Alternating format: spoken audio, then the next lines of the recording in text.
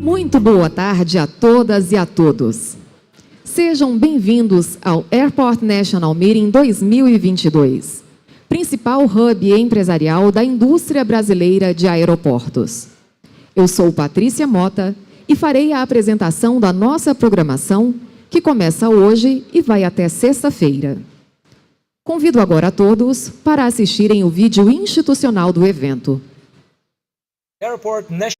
Airport National Meeting 2022. A iniciativa privada opera hoje os principais aeroportos do país. Eles são responsáveis por mais de 90% da movimentação de passageiros, integrando o território nacional de ponta a ponta. As concessionárias promovem bilhões em investimentos, além de contribuir com importantes valores em outorgas para o governo federal. Tudo isso revolucionou a infraestrutura aeroportuária brasileira, gerando aumento da capacidade instalada, melhoria na qualidade dos serviços e modernização tecnológica para passageiros e companhias aéreas. Esse trabalho se reflete na avaliação positiva dos aeroportos pelos seus próprios clientes. De acordo com a pesquisa de satisfação realizada pela Secretaria de Aviação Civil, 92% dos passageiros avaliam os aeroportos como muito bons. Hoje, o mercado aeroportuário brasileiro é um setor vibrante, moderno e competitivo, que serve de motor de desenvolvimento não apenas para a economia nacional e a indústria do setor aéreo, mas também para o turismo e as economias regionais. E os aeroportos ainda cumprem um importante papel social, contribuindo para salvar vidas e apoiar causas humanitárias. Entre os controladores dos quase 60 aeroportos privados brasileiros estão as maiores operadoras mundiais do setor. Essa representatividade comprova o sucesso e a credibilidade de um modelo de concessões que se encontra em constante evolução.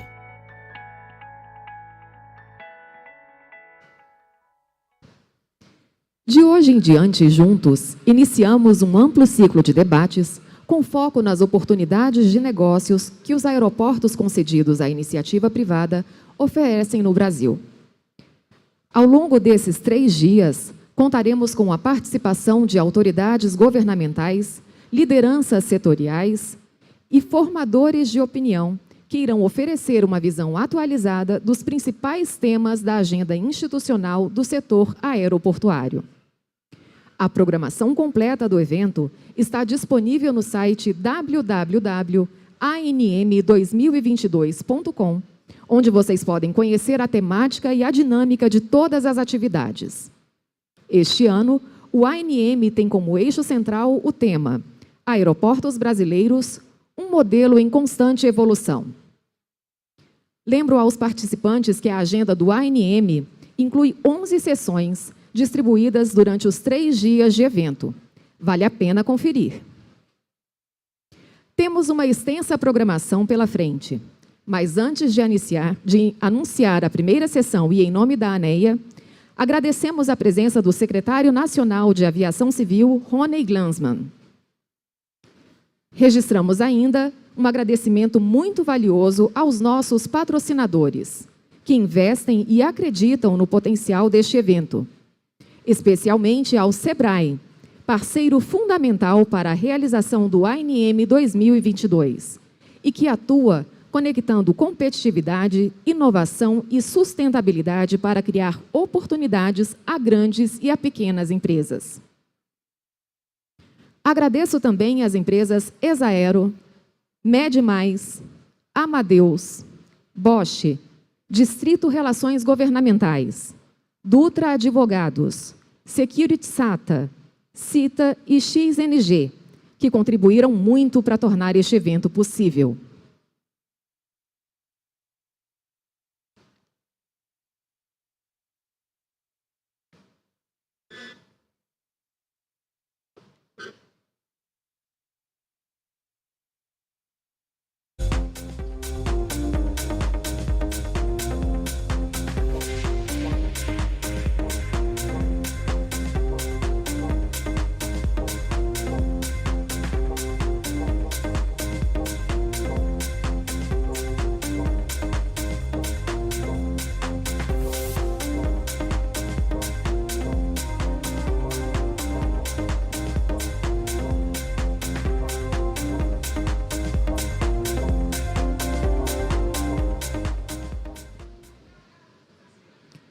Para dar início às atividades deste primeiro dia, convido ao palco o presidente da ANEA, Fábio Carvalho, que abrirá oficialmente o ANM 2022.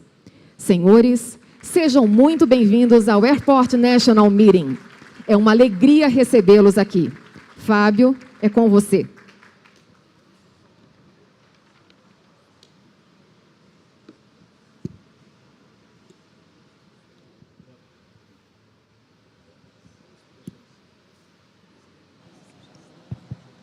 Alô? Agora sim. Boa tarde a todos, boa tarde a todas. Gostaria de inicialmente agradecer aqui ao Aeroporto de Brasília, que hoje nos cede essa área, nos recebe aqui. Nada melhor do que fazer um evento de aeroporto num aeroporto. Então, uma satisfação estarmos aqui no Aeroporto de Brasília. Gostaria também de saudar as autoridades públicas, civis e militares aqui presentes, nossos embaixadores da OAS, muito obrigado pela presença, os dirigentes de associações, de entes privados que nos acompanham presencialmente aqui, todos vocês, né? E aqueles que acompanham também pela internet por meio do Aviation TV. Muito obrigado a todos. Nós somos a aviação brasileira. Nós somos os aeroportos do Brasil.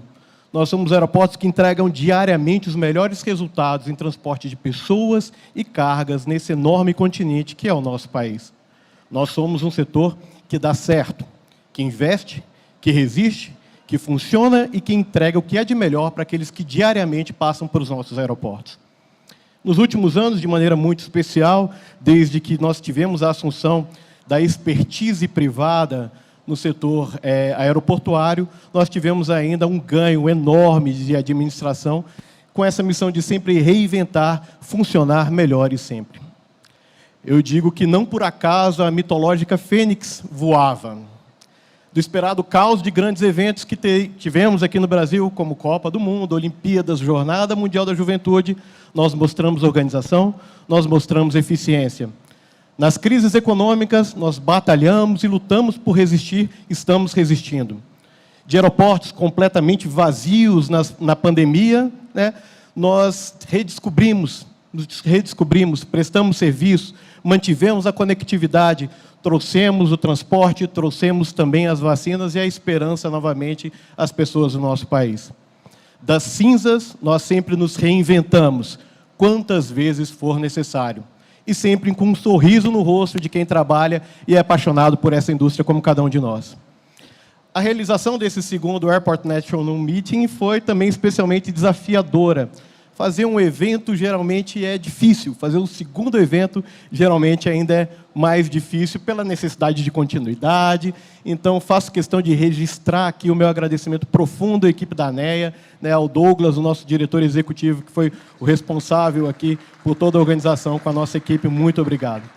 Os desafios de custo, de patrocínio, então, um agradecimento especial também aos nossos patrocinadores, da transição política que vivemos e até de um calendário de Copa do Mundo, né, obstavam, de alguma maneira, o que tínhamos que fazer aqui.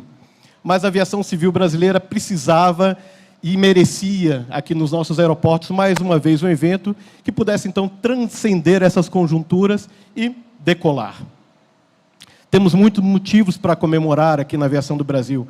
Somos, não por acaso, respeitados internacionalmente. Temos companhias aéreas de excelência. Somos, novamente, Grupo 1 da OAS, registre-se com uma votação, maior votação que tivemos entre todos os candidatos. Temos um controle de tráfego aéreo respeitado no mundo inteiro, um dos maiores fabricantes de aeronaves, simplificação legislativa por meio das inovações do voo simples, e além de tantos talentos e cérebros que todos os dias entregam e contribuem muito para o desenvolvimento da nossa aviação. E, além disso, temos, é claro, excelentes aeroportos, que reúnem, no Brasil, a maior quantidade de operadores mundiais, com uma excelência de serviço reconhecida e referência em qualquer lugar do mundo. Mas a gente ainda precisa ir além. O brasileiro ainda voa pouco. Nós precisamos que o brasileiro voe mais e a gente precisa trazer esse brasileiro para a gente precisa trazer o brasileiro para voar conosco. O brasileiro vai voar mais e vai poder contar conosco aqui nos aeroportos do Brasil. A certeza que a gente tem é que os aeroportos não foram, não são e não serão nenhuma espécie de gargalo nesse acesso aos aeroportos e à aviação. Essa luta também é nossa. pensando numa luta futura, a gente sempre pensa, né, mas para onde vai a aviação? Quais são os próximos destinos? Para onde iremos? Né? E aí, sempre, quando a inovação tecnológica, alguns dos temas até que trataremos aqui, né, são até impensáveis num prazo de 5 ou 10 anos na nossa indústria. A gente não sabe qual vai ser a matriz energética, se as aeronaves serão elétricas, serão movidas a hidrogênio, serão movidas a biodiesel, se serão autocomandadas. Nada disso a gente consegue ter muita certeza. Mas uma coisa a gente tem certeza: as aeronaves decolarão e pousarão nos nossos aeroportos. E é nesse espírito da certeza de continuidade, da certeza de boa prestação de serviço, teremos aqui nesse evento a oportunidade de ter discussões muito sensacionais e muito importantes com os melhores nomes, inclusive mundiais, da aviação civil. Vamos tratar de inovação e modernização, do compromisso com a sustentabilidade e com o desenvolvimento, de certificações ambientais, seguranças, desafios econômicos e tantos outros. E ainda, ao final desse evento, na sexta-feira, vamos ter um momento aqui especialíssimo para todos nós, em que teremos o ingresso de novos associados, a apresentação de um novo nome, a apresentação de uma nova marca, que traz um novo tempo para a aviação brasileira e vai demonstrar nossa força e unidade para os próximos anos, para os próximos passos. Enfim, serão dias intensos e bastante produtivos. Agradeço, então, mais uma vez a presença de todos e de todas aqui, declaro aberto e desejo um excelente segundo Airport National Meeting. Obrigado.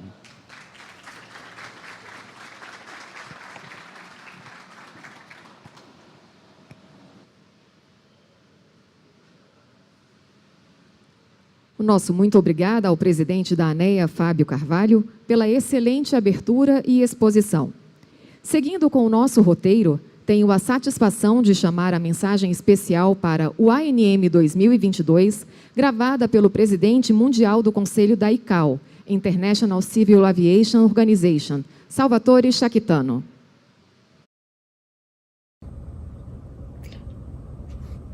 Dear President of ANEA, Fabio Carvalho, dear participants in Brazil's Airport National Meeting 2022.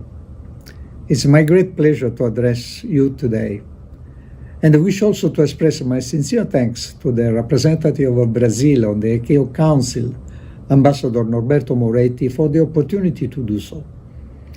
The theme of this meeting is Brazilian airports, a continuously evolving model. This theme recalls a critical point that we must consider in attempting to build aviation back better and make it more resilient post-pandemic. In order to reap the full socio-economic benefits that air transport has to offer, we must evolve, innovate, and adapt to new realities. One of those realities is climate change.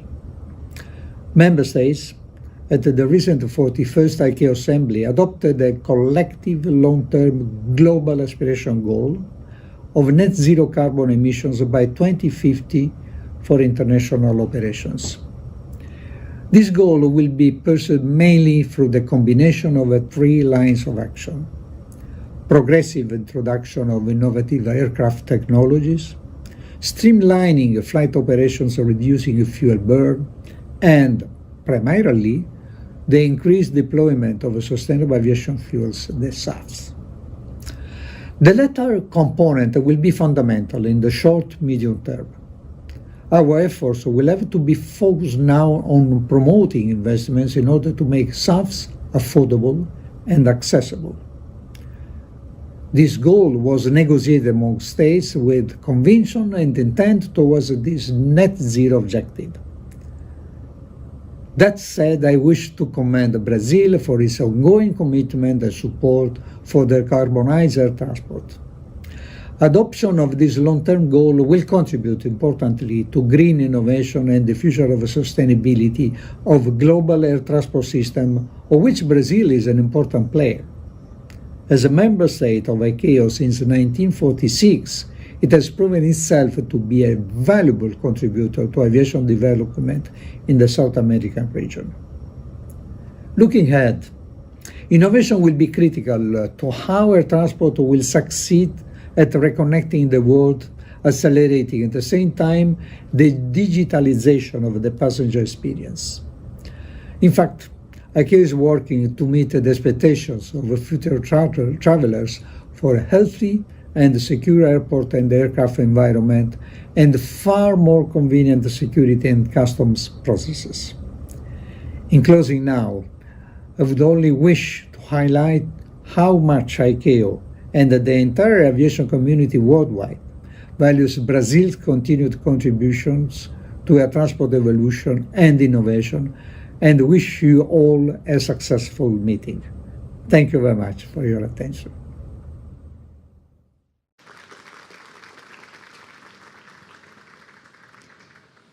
Agradecemos com enorme satisfação a mensagem transmitida pelo presidente do Conselho ICAO, Salvatore Sciacchitano.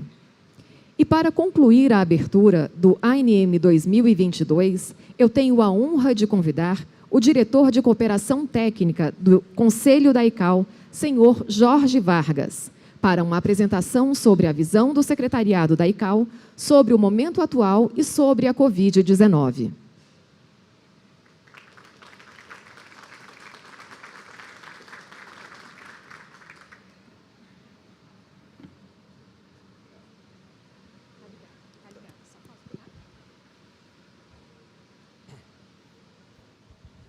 Muy buenas tardes. A nombre del secretario general de la OASI, señor Juan Carlos Salazar, y el mío propio, es un honor el estar acá y tener la oportunidad de poder compartir con ustedes en esta apertura de tan importante evento. Quisiera expresar mi más profundo reconocimiento y gratitud al presidente de ANEA, don Fabio Carvalho, por hacer esta invitación para poder estar en este evento. Señores de la industria, de la aeronáutica civil, de la empresa privada, miembros del Consejo de la OASI, tengo el gusto de acompañar en esta misión. Se me ha pedido que haga un recuento de cuáles han sido estas iniciativas que en los últimos tiempos la OASI ha venido tomando, y especialmente después de que se celebrara la asamblea de la OASI, la 41ª asamblea de la OASI en el mes de octubre. Hemos pasado tiempos muy turbulentos, la calma empieza a llegar, pero es una nueva calma, y dentro de esa calma los desafíos en la búsqueda de poder alinear las prioridades con los recursos es un tema de especial importancia para el Consejo de la OASI y la Secretaría. Como bien escuchábamos del señor presidente del Consejo, los Estados miembros de la OASI han adoptado un objetivo ambicioso mundial a largo plazo para la aviación civil internacional de 0 emisiones netas de carbono para el 2050. Han acordado que el logro de este objetivo dependerá del efecto combinado de múltiples medidas de reducción de las emisiones de CO2 de la aviación, incluidas tecnologías innovadoras de aeronaves, operaciones de vuelo optimizadas que reduzcan el consumo de combustible y el aumento de la producción y el despliegue de combustibles de aviación sostenibles, SAF. Las consideraciones básicas para los países son en gran medida el ritmo actual de innovación tecnológica y de los procesos que tienen lugar en todo el mundo. Los constantes avances en disciplinas como la aeronáutica, la ciencia de los materiales, almacenamiento de energía renovable y propulsión, así como muchas otras, no solo dan una esperanza, sino que dan razones para creer que el vuelo propulsado sin emisiones contaminantes puede ser una realidad en las próximas décadas. Esto también plantea algunas implicaciones desafiantes para los diseñadores y fabricantes de aeronaves. Y también destaca porque las expectativas que informan las estrategias de gestión de flotas de aerolíneas en las próximas décadas serán muy significativas para el logro ambicioso de los objetivos de largo plazo.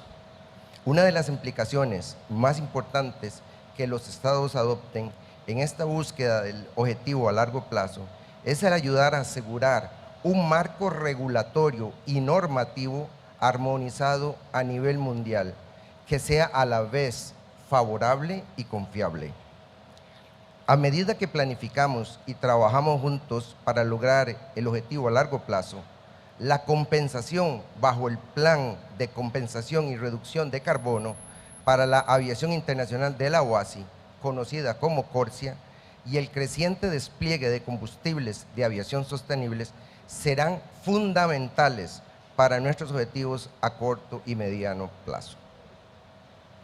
La Asamblea finalizó la primera revisión periódica del CORSIA, tras la cual los países definieron una nueva línea base para el plan a partir del 2024 del 85% de las emisiones de carbono registradas en el 2019. También subrayó la importancia del nuevo programa de asistencia, creación de capacidad de instrucción de la OASI del ACSAF para combustibles de aviación sostenibles. Quisiera destacar que Sudamérica, dadas sus condiciones especialmente favorables, tiene la gran oportunidad de convertirse en líder mundial en la producción de SAF. Animar enfáticamente a los gobiernos a colaborar con la industria de la aviación y otras partes interesadas en el marco del programa del ACSAF de la OASI para ayudar a crear las asociaciones y los marcos legislativos necesarios para facilitar el despliegue de los combustibles de aviación sostenibles.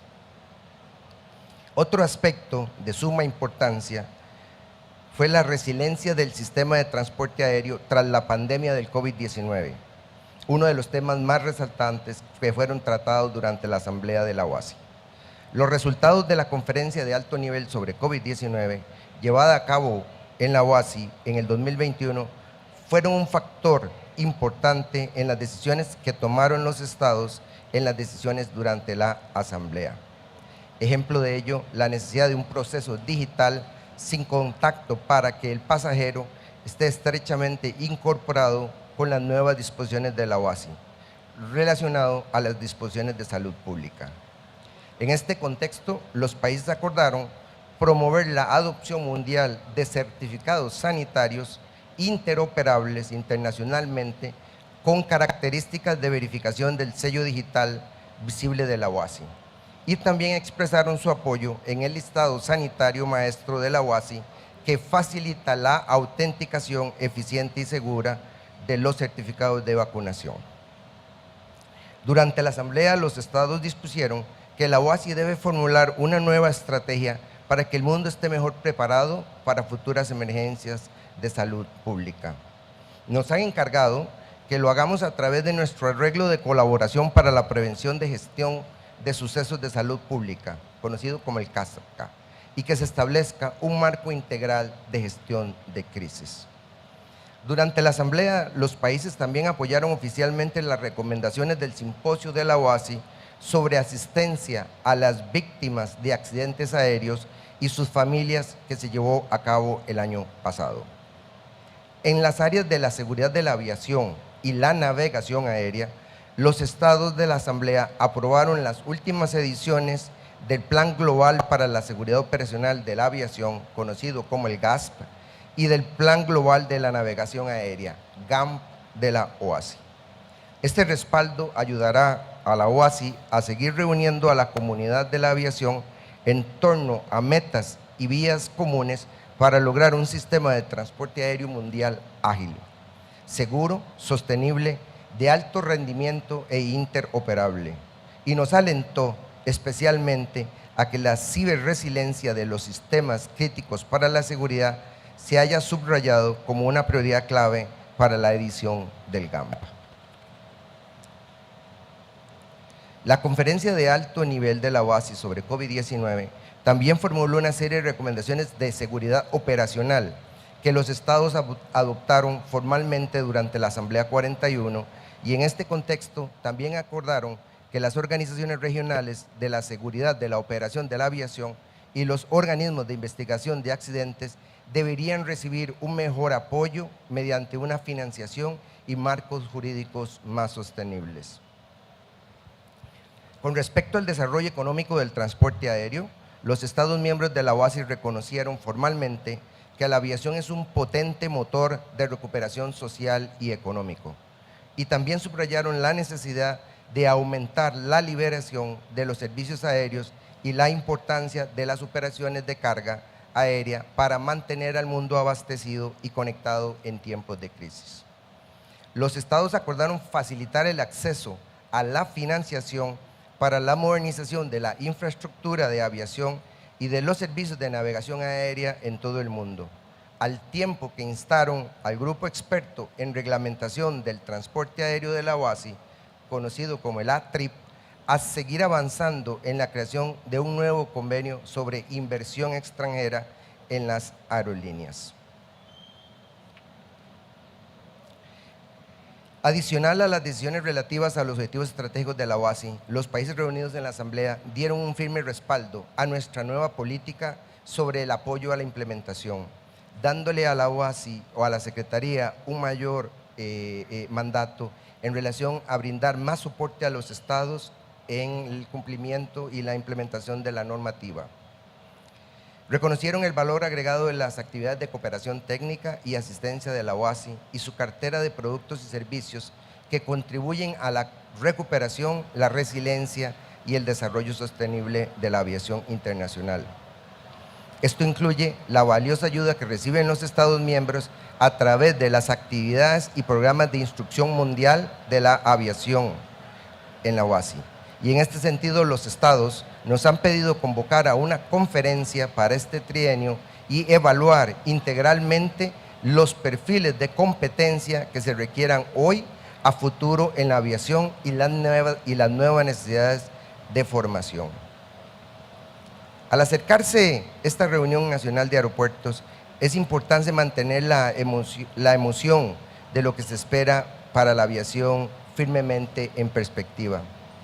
Durante casi 80 años, los aviadores han aprovechado la innovación y un audaz espíritu de aventura para hacer posible lo imposible, para conectar lo que estaba desconectado, convertir la adversidad de la distancia en una oportunidad y prosperidad.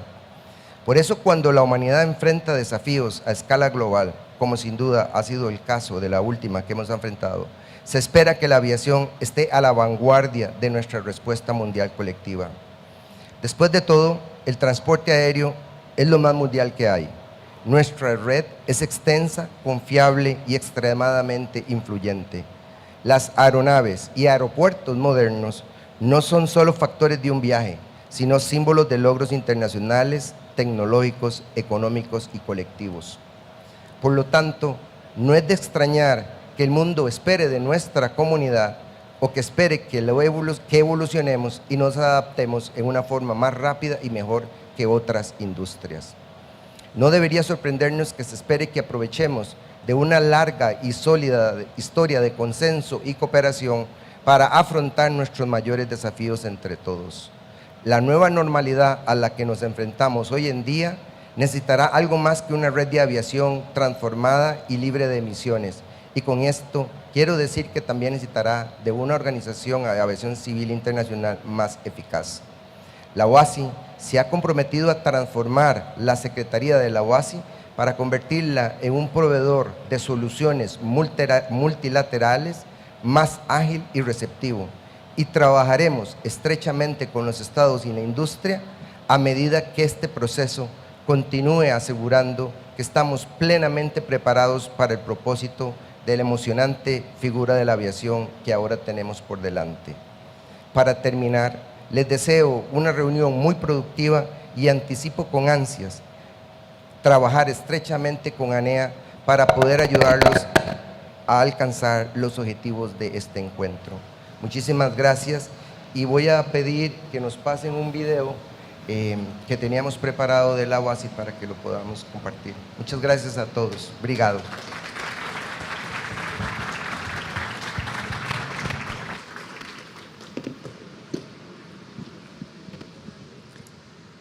Em nome de toda a organização do evento, agradeço a participação de Fábio Carvalho, presidente da ANEA, e de modo muito particular aos nossos convidados de honra, o presidente do Conselho da ICAO, Salvatore Chaquitano, e o diretor de Cooperação Técnica do Conselho da ICAO, senhor Jorge Vargas, que prestigiaram o ANM 2022.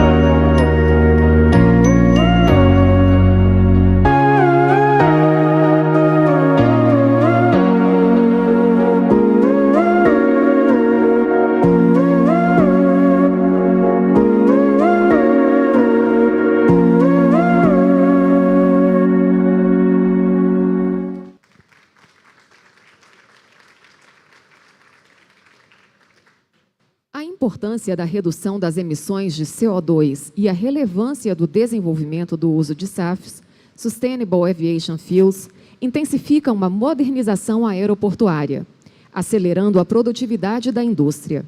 Além disso, motiva o desenvolvimento de novas tecnologias e soluções que vão impactar diretamente no dia a dia dos passageiros e das companhias aéreas. Trazemos nesta sessão especial, que será proferida em inglês, uma abordagem da visão do Brasil e da França sobre as questões do meio ambiente e sustentabilidade na aviação internacional e os debates realizados no Conselho da ICAO. Para explorar essas abordagens, iniciamos a primeira sessão especial da nossa programação com o tema O compromisso com a sustentabilidade e o desenvolvimento econômico e social.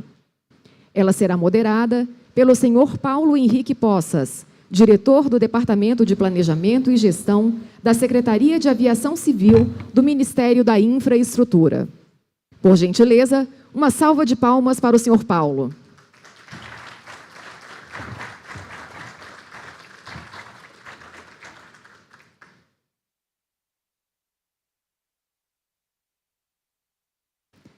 Muito boa tarde, Paulo.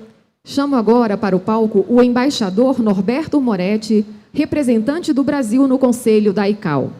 Por gentileza, uma salva de palmas.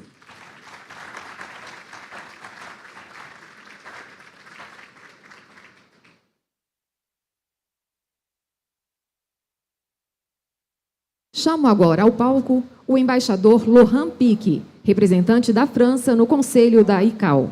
Por gentileza, uma salva de palmas.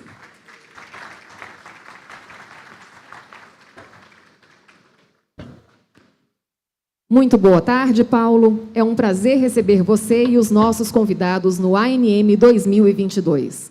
A palavra é sua.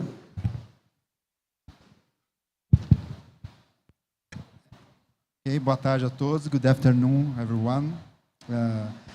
As mentioned, my name is Paulo Poças. I am Director of Airports Planning and Management at Ministry of Infrastructure, and I will be serving as your moderator today. I don't like moderator.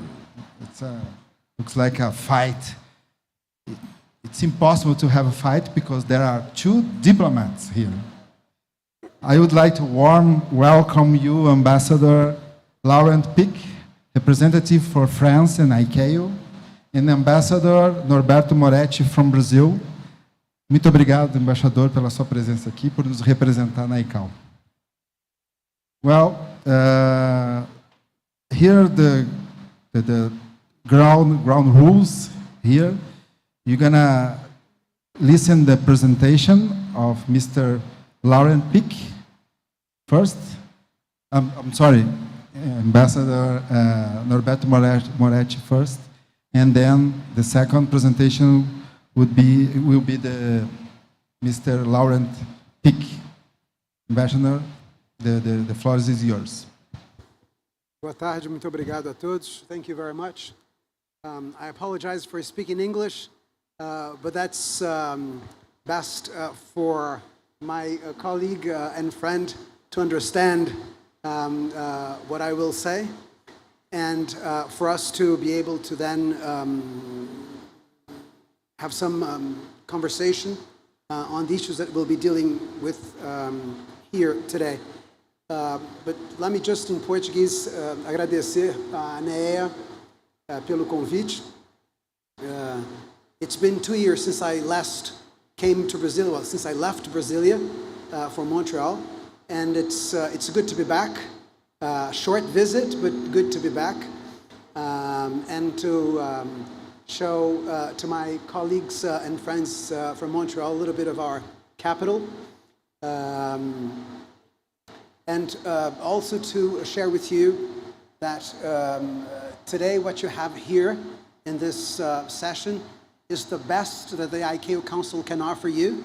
Two of the leading permanent representatives at the Council, and two colleagues that represent very well lines of thoughts, positions, perspectives of international aviation, including on the environmental agenda of ICAO.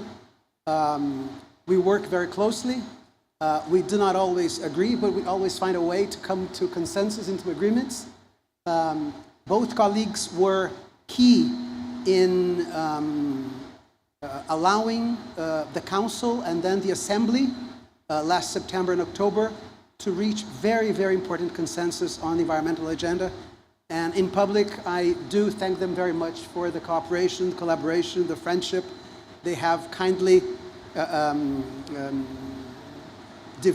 given to both the organization and to the Brazilian delegation in Montreal.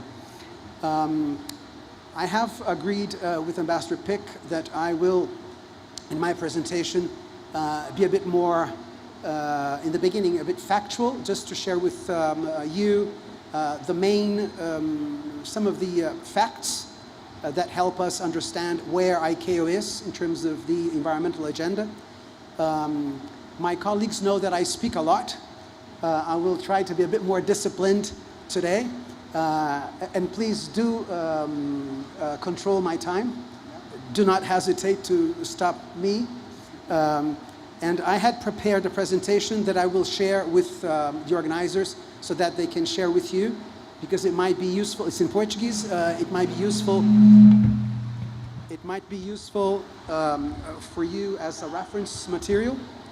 I would also like to, before I speak, to acknowledge the presence of the Secretary for Civil Aviation, the Minister of Infrastructure, the Executive Director of International Airports Council, one of the kingmakers in Montreal, very influential person in Montreal from the industry, and of course colleagues from the Brazilian government. So very quickly, or as much as I can do, the title of our panel does indicate that ANEA understands the three pillars on which, or with which we should approach the issue of the environment at ICAO and broadly, because the title does refer to environment, refers to social development, and it refers to,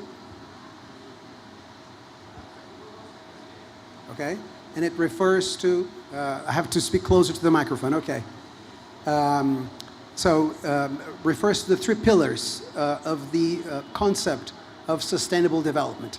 And that's what's been guiding Brazil in all the discussions that we have had in Montreal and elsewhere, not only at ICAO.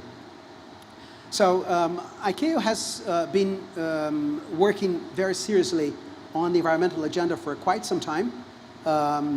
In the written presentation, you'll have more information on certain steps or milestones along this way.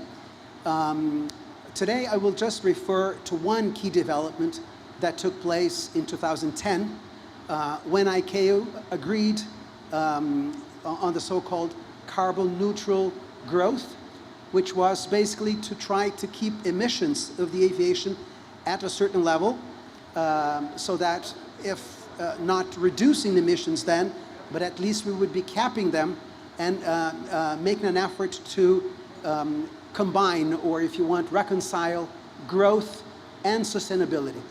Because, and here's the key concept that we've been working on in Montreal, and one of the key messages that I would like to share with you. The only way for the industry to grow in the long run is to become sustainable. There is no way out. Especially in some parts of the world, I would say especially in Europe, but growingly in the US, growingly in Brazil, there will be increasing expectations from everywhere, from everyone, that we, the industry, I mean this particular industry, makes a serious contribution to the decarbonization of the economy worldwide. So this commitment that was reached in 2010 was the first step in terms of goals for us to reach in that long, difficult, complex, probably chaotic, messy process of transition, and especially of energy transition in this industry. As we know, civil aviation is one of the sectors that is hardest to reduce emissions, because we don't have many options in terms of the fuels to be used, and we'll be talking about SAFs and other environmentally sound fuels. But we have started, and we are making progress, good progress in that direction.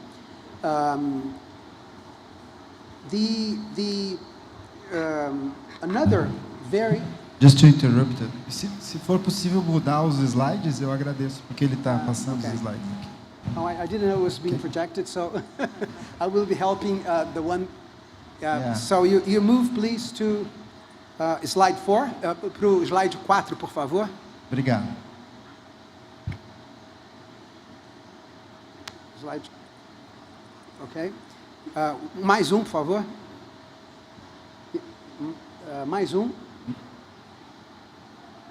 Yeah. So, one critical step in this way towards long-term sustainability was a very important report issued by CAPE. CAPE is the Committee on Environmental Protection, Environmental Protection of ICAO, and they released a key report in February this year in preparation for the assembly that was scheduled to consider the adoption of a long-term aspirational global aspirational goal for the decarbonization of civil aviation. And among the many, or the important information that this report brought was this complicated graphs that you see on the screen. I will not spend time, a lot of time on this, on these graphs, but the one element I would like you to retain is on the green curves.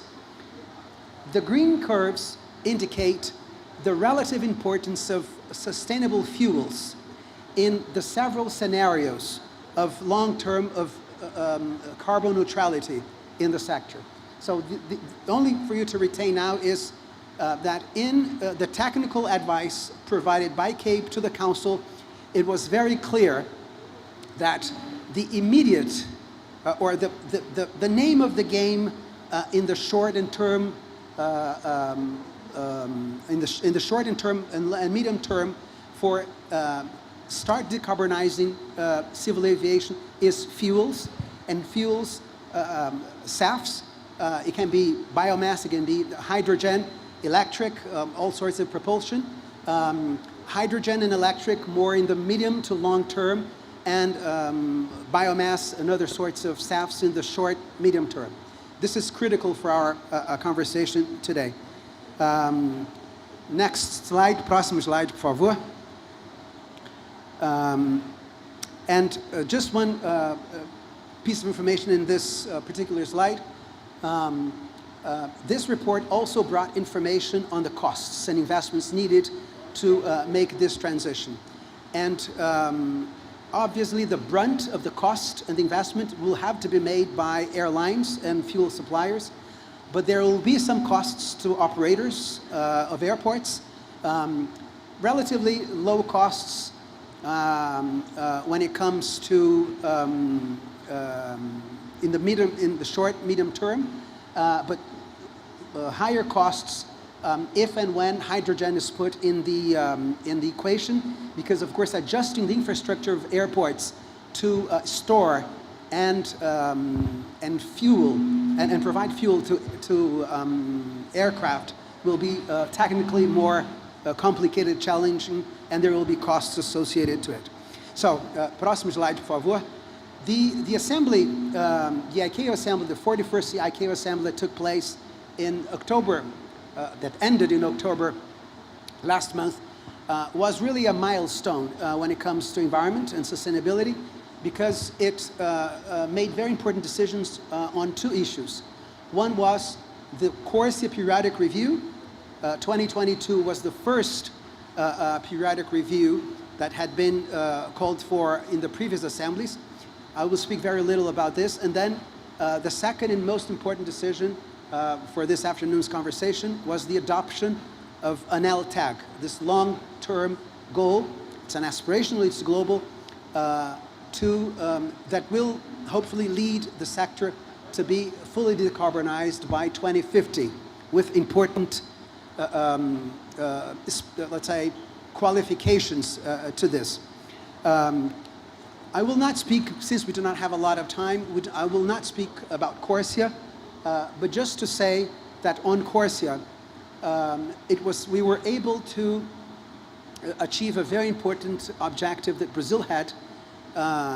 My colleagues in Montreal know how hard we fought, Brazil, to have an adjustment made to the CORSIA, which was to the which became to be the virtual elimination of the individual growth factor, which was a factor considered in the formula to calculate how much emissions airlines have to compensate. In our case, in Brazil's case, starting in 2027. That was a very important achievement, as we understand it, to ensure a fair share of the costs associated with emissions by airlines, of emissions that they will not be able to not emit. But so, próximo slide, por favor. So on LTAG, as I said, the LTAG was adopted. Próximo slide, por favor. And the LTAG is structured in a given resolution of the Assembly. Próximo slide, por favor. And this slide that you see there is a little bit of a summary of what LTAG is. So the goal is to get to net zero emissions by 2050, but there are important qualifications as to the timeline. This is to be achieved according to special circumstances and national capabilities within the time frame of each state, each country. It's aspirational, it's collective, it does not attribute specific responsibilities to individual states, but everyone is responsible for making contributions so that the world achieves carbon neutrality by 2050. A key, próximo slide, por favor. A key element is financing. And this everyone agrees that if we do not have proper financing for states, private sector, to help them make their contributions to the achievement of an LTAG, we risk not achieving the goal. There are several modalities to obtain the needed financing. The Assembly recognized that there are several modalities of financing possible. Brazil does believe that public international finance will be an important piece of this difficult economic equation. There are differences at ICAO on whether or not this will be done. Brazil will continue to defend this option among a menu of options to get financing. Próximo slide, por favor.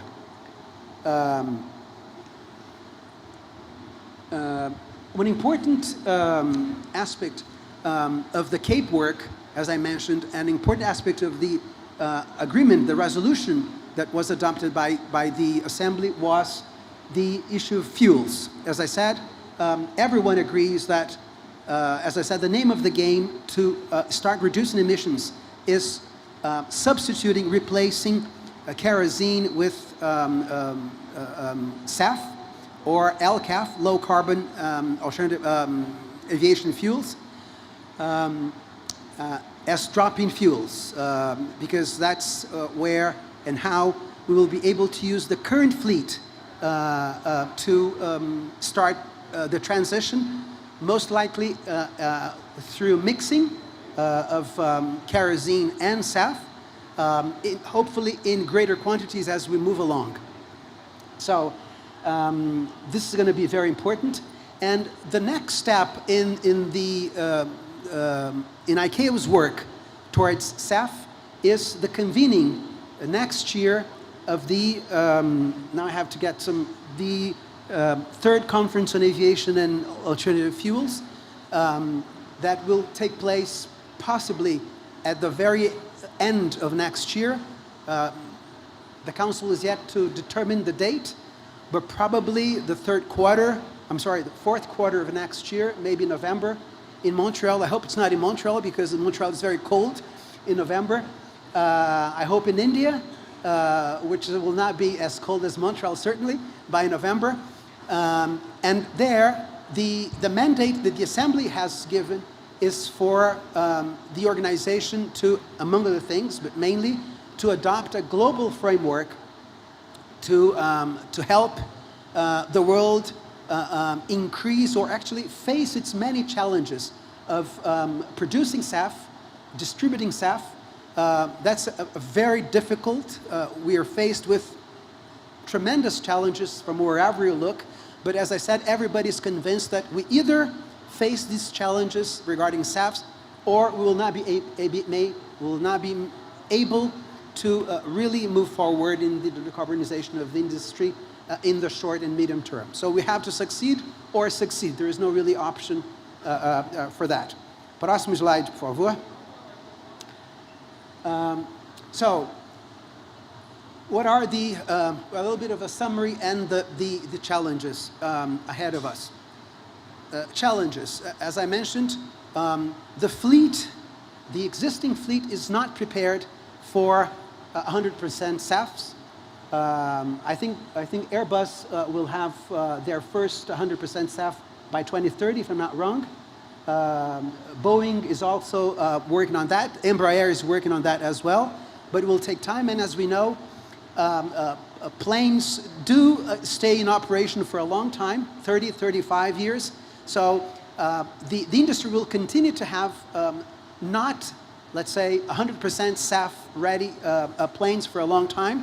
So and of course the new planes will be incorporated gradually. So we'll have to be ready for that situation. So this is one issue. The second issue, of course, I will not go on about all the issues there, but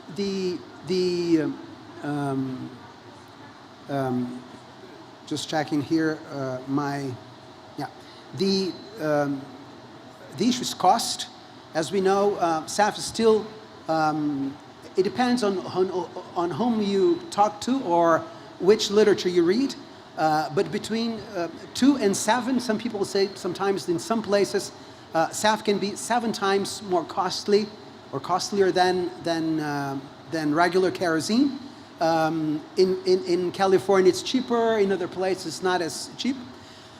A third and very serious problem is we simply don't have SAF. I mean, production is very limited now.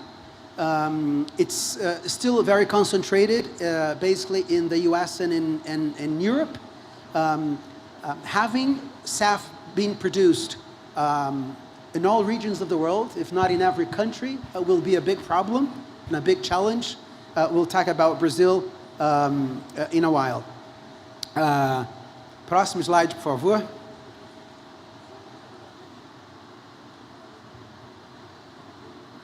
Próximo. Very well. So Brazil and SAF. We have been very active, very engaged. Brazil as representation at ICAO. My colleagues know that how much Brazil has been banging on their heads on many things, SAF related or environment related. But the reason why we've been so active is that we know that this is critical for the industry and this is critical for Brazil. And this, I mean, the long-term sustainability. Just a quick information on Brazil. The projections of growth, increase in RTK in Brazil from here to 2050 is 150% increase in RTK and 120% in emissions. So we can't grow that much, even if it's in 20-something years, if we do not become increasingly sustainable. And that's the challenge. To continue growth, Brazil is not prepared, the developing world is not prepared to forego growth. That's absolutely needed for socioeconomic reasons. That's in the case of Brazil being such a big country, that's absolutely crucial for our national integration, territorial integration. That's very important for sustainability in the Amazon. As we know, Amazon is a remote region with very limited road or land transportation. If we want to ensure access and connectivity between the Amazon and the country, we have to ensure sustainable aviation.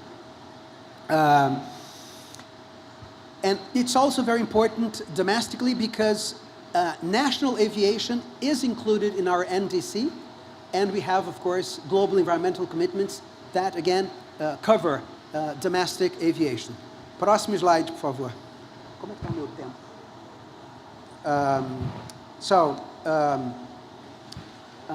Brazil is exceptionally well placed to become an important SAF producer. As you know, Brazil is currently the second largest biofuels producer in the world after the US. We have ample technical, management, logistic, economic, regulatory experience in producing biofuels, not SAF, but biofuels.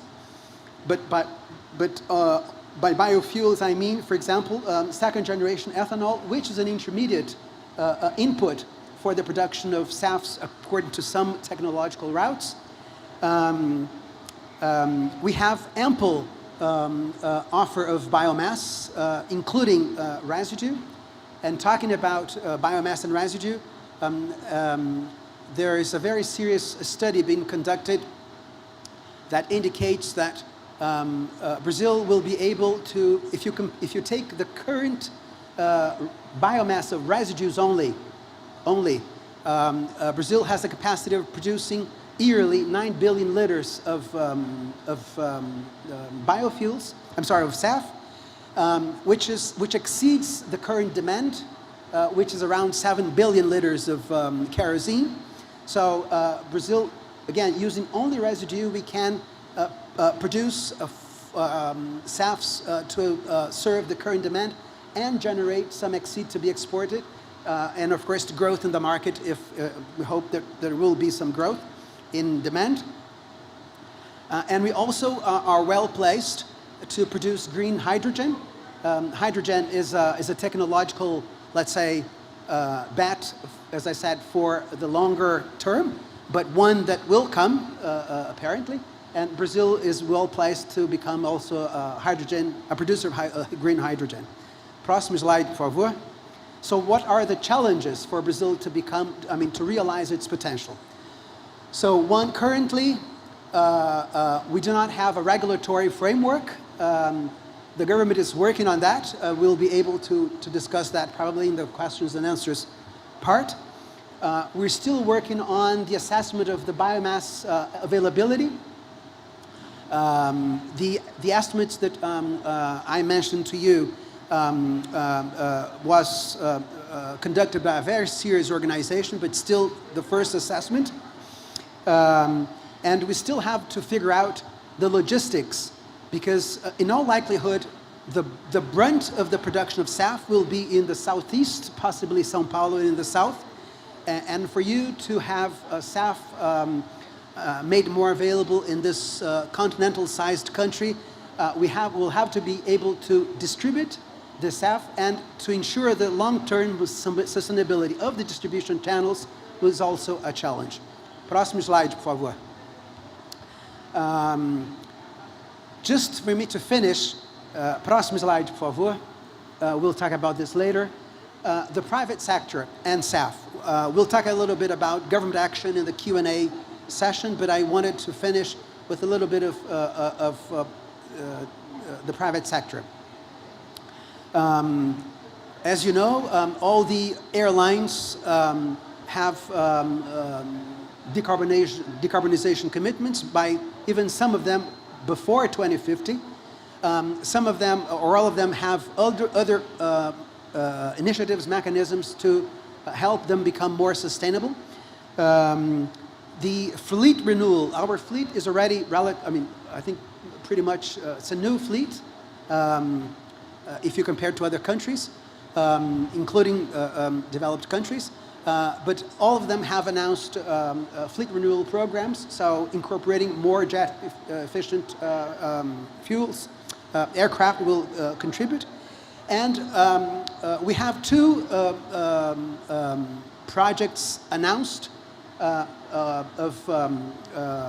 for plants to produce biofuels. One in Brazil, in the north, in Manaus, and the other not in Brazil, in Paraguay, but both Brazilian companies preparing themselves to start producing SAF. Both in 2025, the first batch of biofuels would be available. We can talk about this later on if there's interest. Próximo slide, por favor.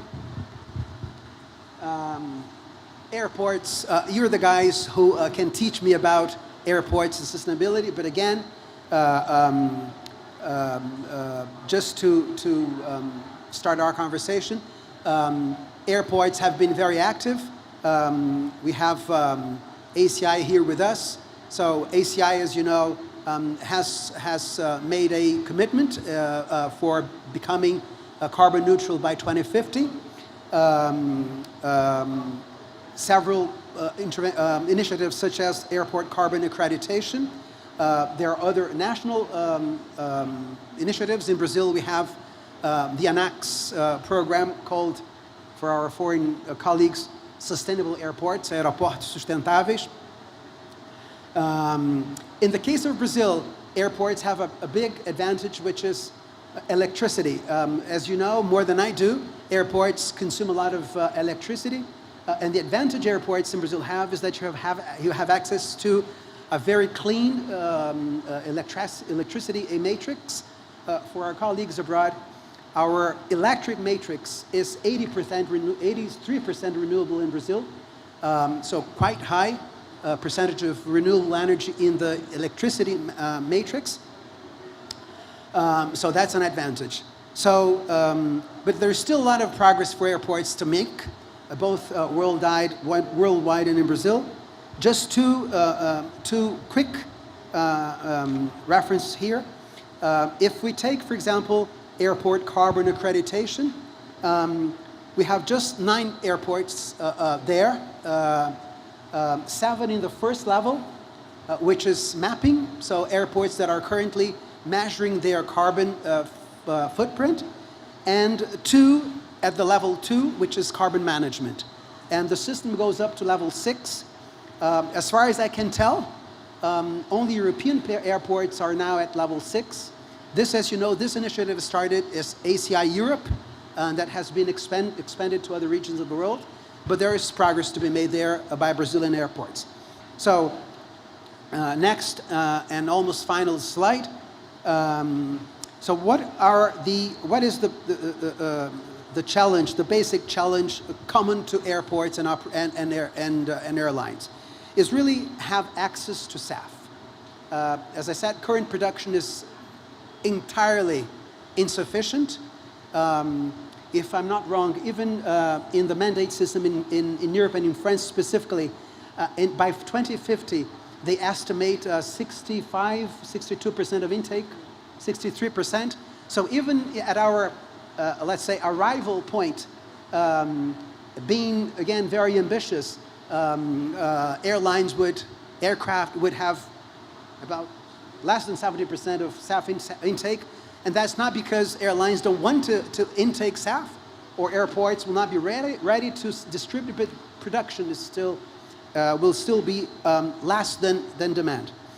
And one final challenge, as I mentioned to you, is the very, very worrisome imbalance in access to SAF between developed and developing countries. Both in terms of SAF production, currently, except these 2 projects that I mentioned in South America, I think there is one project announced for India, there is one project announced for China, as far as I know, and all the other announced either current operating plants or announced plants are either in Europe or in the US. We have to change this situation. Of course, you cannot imagine having SAF at every airport. The book and claim mechanism will have to be studied and seen how we can use it. But even for environmental reasons, we have to ensure that at least every region in the world produces a reasonable quantity of SAF to be distributed regionally and therefore reduce the environmental impact of distributing SAF in that same region. My final slide, I know that you're anxious to hear Ambassador Pick. My final slide is just a few key messages. Number one, and I go back to my presentation, is no, the sustainability of the industry is an imperative. You either become sustainable or you'll die in the mid and long term.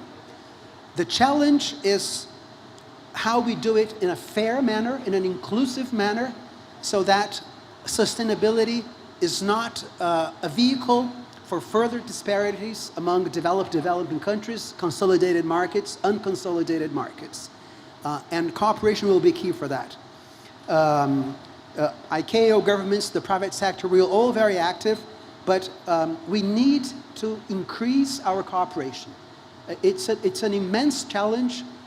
We will make mistakes along the way, surely, but if we do not actively and cooperate, the way will be even more costly, messy, long, and it's in nobody's interest that this happens. Finally, Brazil again has all the conditions, all the potential to continue to be a big player in this market. As I said, Brazil has all the conditions to be a big SAF producer, to be a big SAF consumer, nationally and in our region, for the reasons I mentioned. And it's up to us, to the government and to the industry, to make sure that we do not miss this opportunity, just the opposite, that we embark on this journey and that we reap all the benefits that are there to be reaped.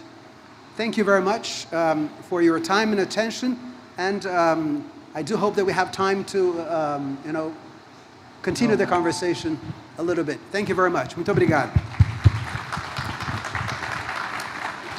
Ambassador, it's very, very interesting theme, so that's great. Ms. Ambassador Pick, please, the floor is yours.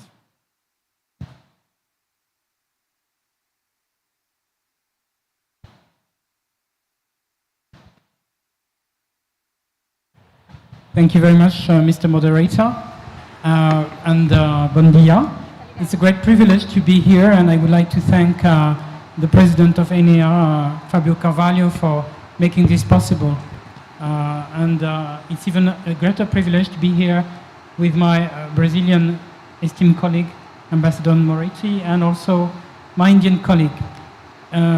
This preparation of the 41st session of the Assembly of the International Civil Aviation has been also a human adventure. And I think none of us present with you today would have bet, beginning of this year, that we would reach the decision that we took in October. The position that we were defending, each of us were so distant that it was not possible to come to an agreement. And finally we made it. We made it because we managed to build trust and also to listen to each other. I think it's a great lesson of diplomacy, what we did, and I'm very grateful to both of you for making it possible. Norberto Moretti has already said a lot about the decision, so I will be much more concise on what we decided upon. I will, of course, also present what we have tried to do in France and what we are doing at the moment in Europe, and I will come back to what we need to do now in ICAO to make this transition possible. So, I mean, I would like to start by coming back to the basics. Aviation, you know it, is an international sector in essence. The founding father of the International Civil Aviation Organization had the impression that to build an international aviation, we needed to have rules applying equally to all countries, because an airplane is not going to stop at the border to change the safety or security requirements. It needs to have a common framework to operate.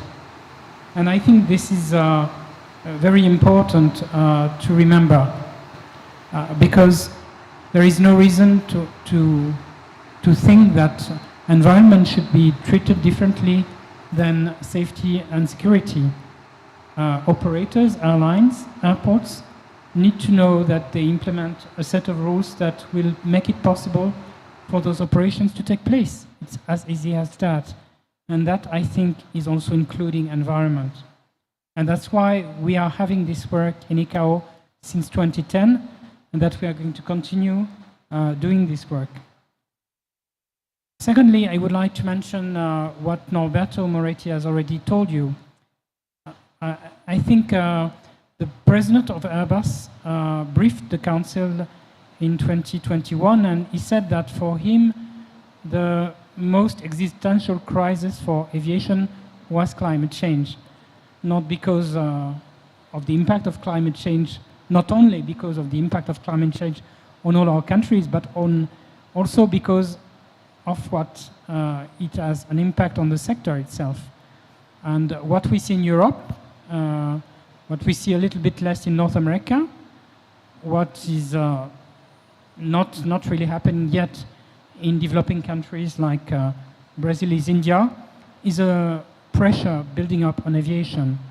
And operators from Brazil, I suppose that your airlines flying to Europe already know it.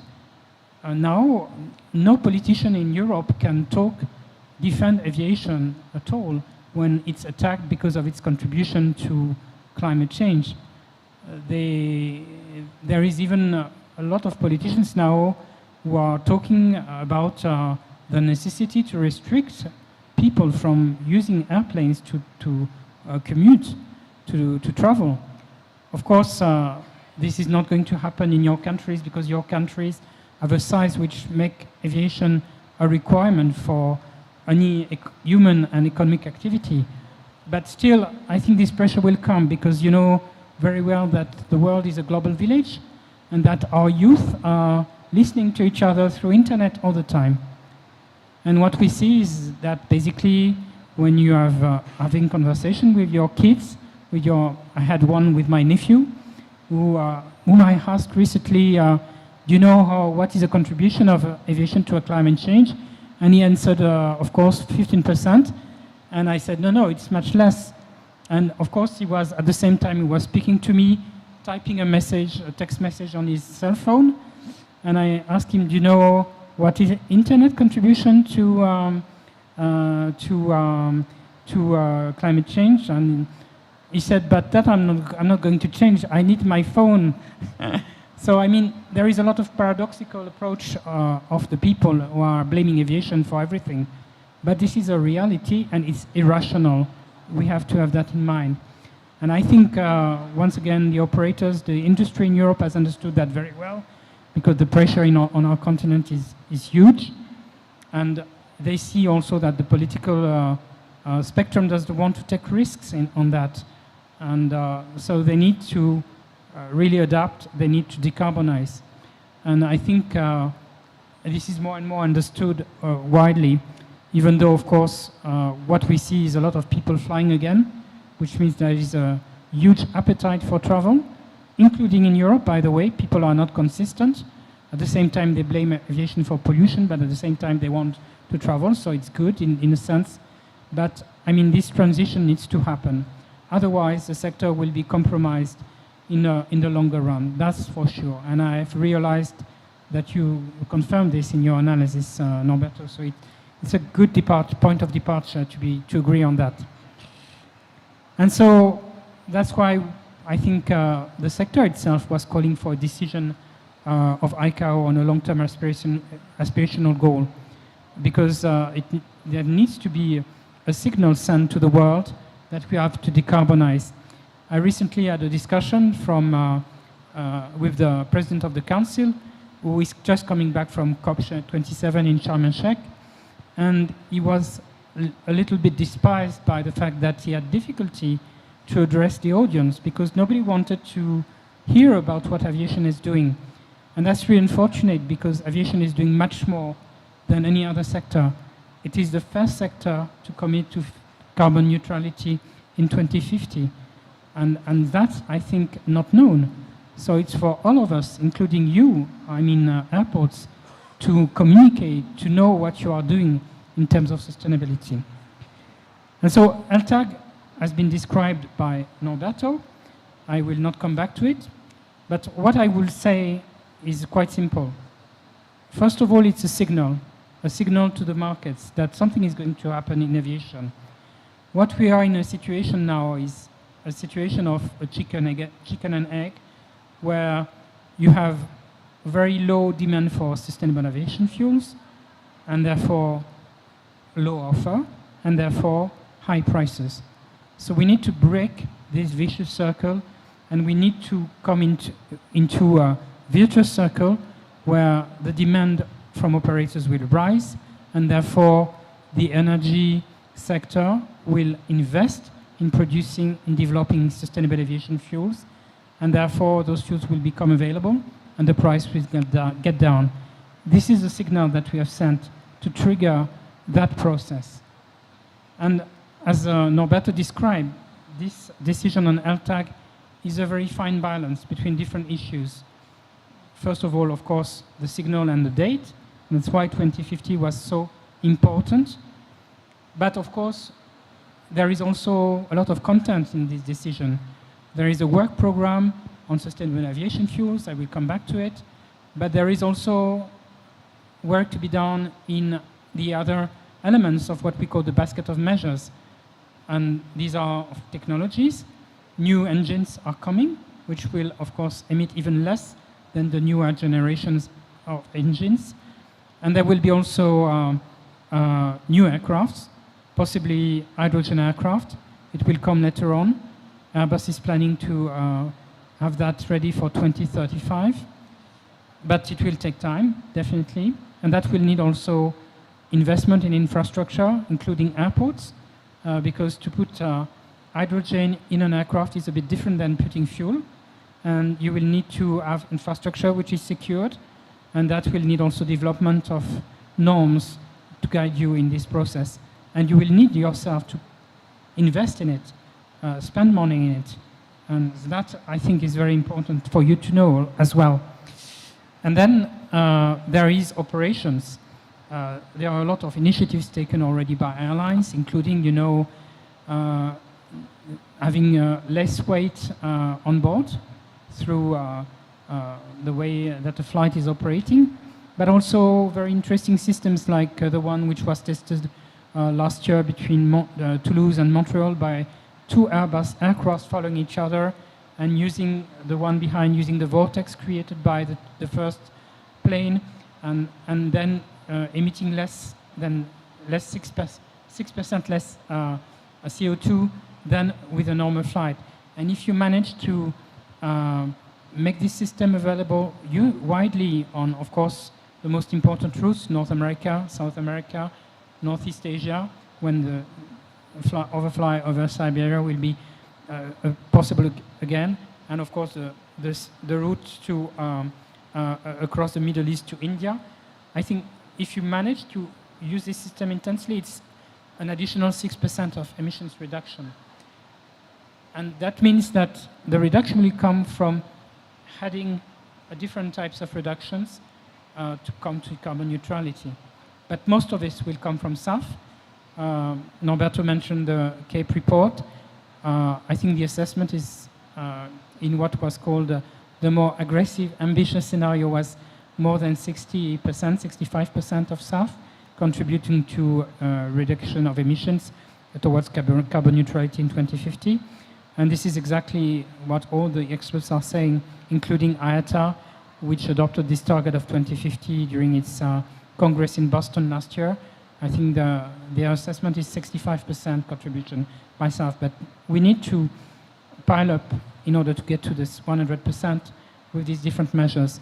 And that will require also work by ICAO, because what we want to avoid is being in a situation when all these technologies will be available to basically make it impossible for them to be deployed because the norms will not have been adapted in ICAO. And so we'll need to be ready. We need to work harder and to make the normative process less time-consuming so that we are ready to accompany innovation. And that will be, of course, innovation will be key in making this transition successful. And then, of course, in the elements of the balance, there is differentiation, which was a top priority for countries like India, which means that we are not going to move at the same pace, all of us. There will be countries which will go quicker. In Iceland, for instance, has planned to become carbon neutral for its aviation in 2040. India has a different timeline, Saudi Arabia another one. But ultimately, I mean, we all need to move forward, because otherwise we will break the magic of aviation, which is to have a global system which abides by the same rule. If we are introducing two different discrepancies or two different time frames, we will be in trouble, and we want to avoid that. But once again, differentiation was part of the success of this. And then there is a very important element which was already mentioned by Brazil, the means of implementation. How you make it possible for all countries to be on board and to have the financing mean both public and private. And we need to work on that, definitely, to make it work. We need solidarity. We need the developing banks which exist to consider financing projects in aviation, which they are not doing at the moment.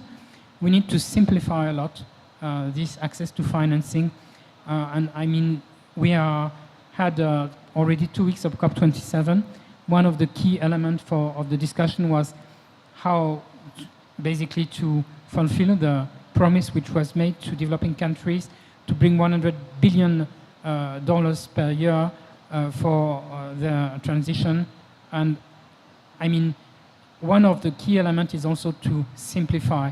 We have built a very complex system, a very fragmented system.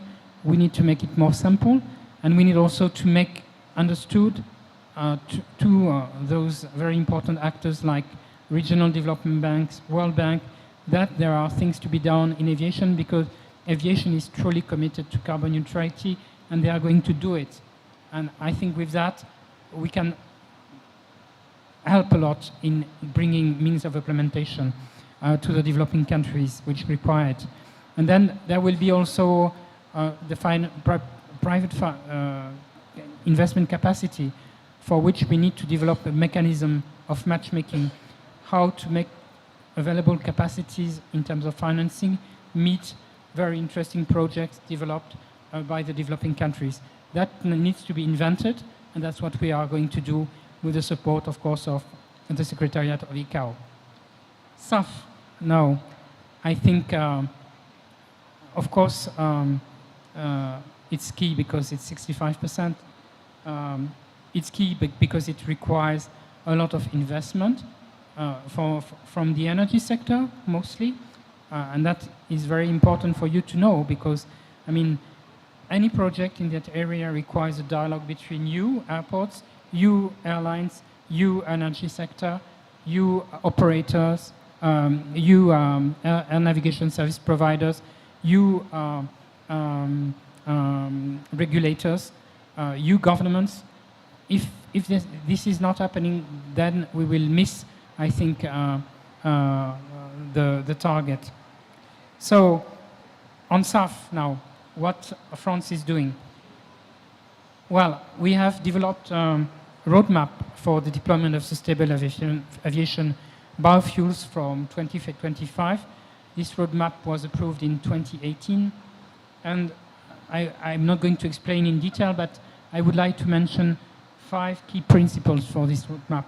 The first one is respect for aviation safety, because of course the new engines, which will allow for instance, a blend of 100% of SAF instead of the 50% currently, we need to be sure that they are going to work properly with 100%.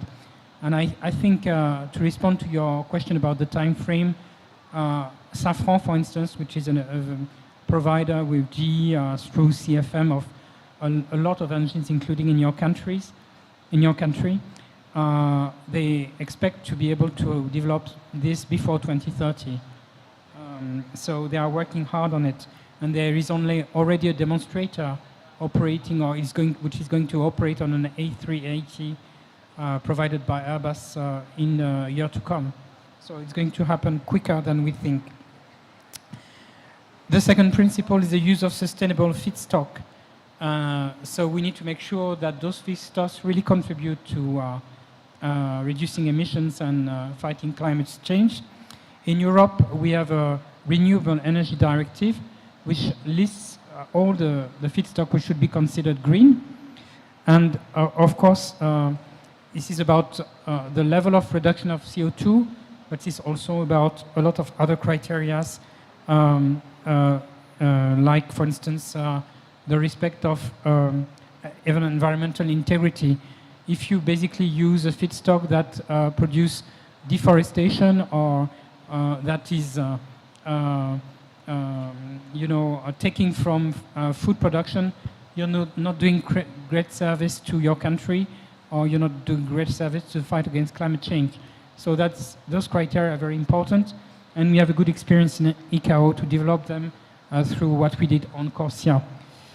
The third principle is to have an economic model that produce a competitive and sustainable market.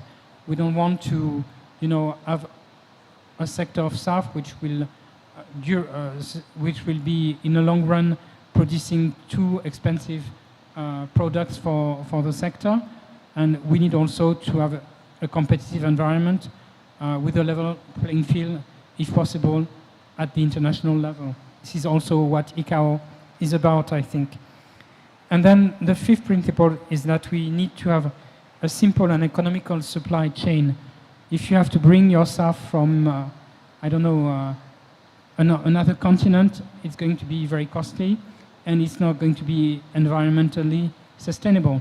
And that's why the interest is to develop and deploy SAF everywhere, not only in developed countries, but also and primarily in developing countries. And on that, I would like to really put the emphasis that I'm sure that it's a huge opportunity for the developing countries, because the feedstocks are not in the north, they are not in the US, they are not in Europe. They are mostly here, in Brazil, in India, in Africa in particular. And I know that there are already African states after the assembly which are starting to look at developing a SAF sector. I'm thinking of Zambia, for instance, who has huge crops of sugarcane, which produce a lot of waste, which can be transformed into SAF, but they need the assistance of ICAO to develop such a project. And I think the contacts are ongoing with the Technical Cooperation Bureau in particular. So the things are already happening. That's really good. And then you need to integrate this national plan into an international and European effort. We cannot make it on our own. We need to make it collectively. That's, I think, one of the key messages I wanted to emphasize. And so in terms of targets, nationally we had a 2% target in 2025, a 5% in 2030, and 50% in 2050. But that is going to be superseded by the European Directive Refuel EU, which will be approved most probably in the year to come. I will come back to it. And then we are also funding projects by public financing. We are launched in 2021 a call for proposals for a value of 200 million, which is basically to develop demonstrators of SAF, but also to finance the scaling up of projects which appear to be working. 200 million is not much, as you see. When you see that the magnitude of investment for opening, producing a SAF facility, it's most probably around €1 billion to do that. And so we are not going to do that on public financing. We are going to work on the basis of private financing. And what you have to bear in mind is that at the moment, the situation in Europe in the energy sector is not that good. Of course, energy companies are making a lot of money with the high prices of gas and oil, but they have to invest a lot in terms of making more secure the procurement of energy in the context of what's happening in the eastern part of Europe. And so, I mean, they have to also deploy infrastructure like new pipelines for carrying gas. It's immense investments required, and so they have not that much of money to put in South, but they will need to do it. And so we will need to also incentivize that. One of the very interesting elements of this strategy to finance publicly is that what we need to do is, of course, to finance decarbonization of aviation, but also we need to make sure that aviation is still the most innovative and technology advanced sector as it has always been.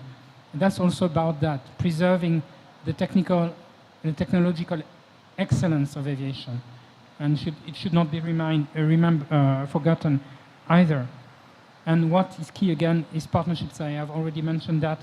It is partnerships among different ministries, ministries of transport, Ministry of Economy, Ministry of Energy and Environment, all national agencies in these areas. But it's also partnerships between different types of industry, airports, operators, airlines, air navigation service providers, and of course manufacturer. And that's really what's happening when you look at all the announcements which are made by European stakeholders, like for instance recently Air France has announced a contract, a long-term contract for getting enough SAF by 2035. And it's been developed in conjunction with energy companies and of course with also Airport of Paris Authority. So all this requires a lot of partnership, a lot of interactions between you and your counterparts in the airlines, in the airframe manufacturers. Europe is now discussing Refuel EU, which is an approach of a mandate, an obligation of incorporating SAF in your operation of a different kind than the one that you are thinking about in Brazil. It sets different types of obligations. The first one is on energy producers.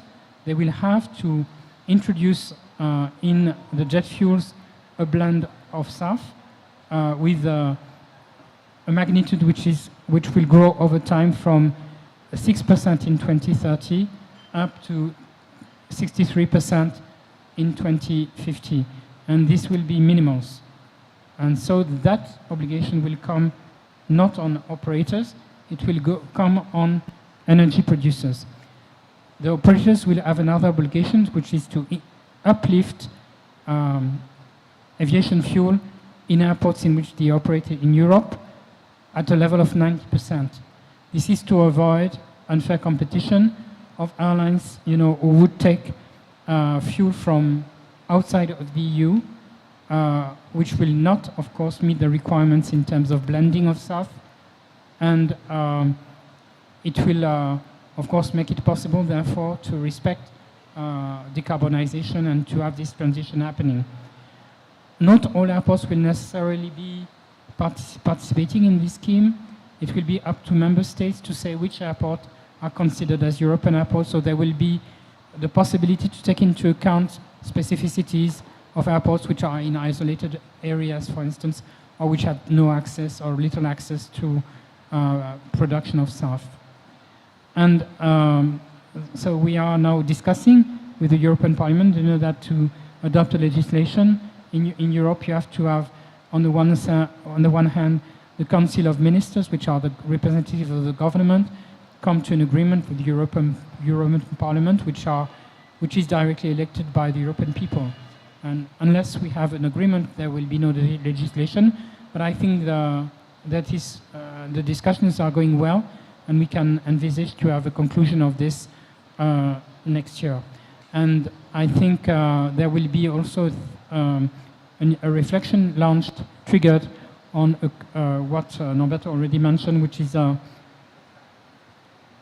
book and claim mechanism, because I think we realize more and more that it will be difficult to have SAF available everywhere, and we shouldn't place no stakeholder in the sector in difficulty because it's not possible to procure SAF in a certain area. And of course, this needs to be well thought because there is a huge risk of low environmental integrity and double counting in particular of reduction of emissions, which will not produce what we expect, which is decarbonization. So what we need to do now in ICAO, that we need to make this happen. And so Norberto has recalled one of the elements of the resolution that we approved during the Assembly. It says, não atribuir obrigações a estados individuais, mas todos chamados a contribuir. But I mean, Norberto in the Council is always the one recalling us that we forget one of the elements. And Norberto, you did it today. There was an additional element. Yes, it does not attribute obligations to individual states, but there is an additional element in terms of emissions reduction. So it doesn't mean that there is no obligation to states. That's very important. And if I'm emphasizing this is because I've fought in the Council, I think 3 months to make this recognized as a valid point. And if I'm saying that, it's not to create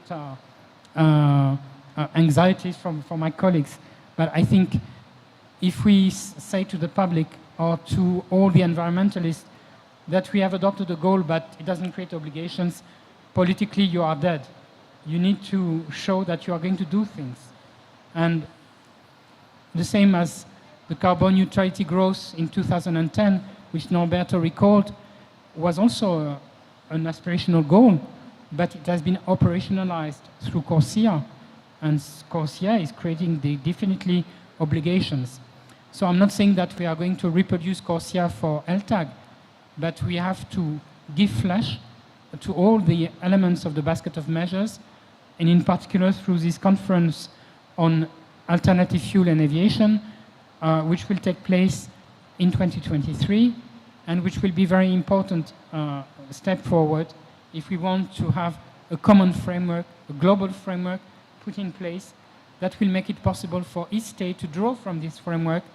I would call it like a toolbox so that we can develop a SAF sector and make SAF available for aviation. So this is what we have to do, bearing in mind all the balance that we achieved, differentiation, means of implementation. We will need to bring solutions to the means necessary for developing countries to develop a SAF sector. And we have going to fight again with Shefali and Norberto, but ultimately we will find a good result, I'm sure, because we have the willingness and the conviction that we need to do it. Thank you very much.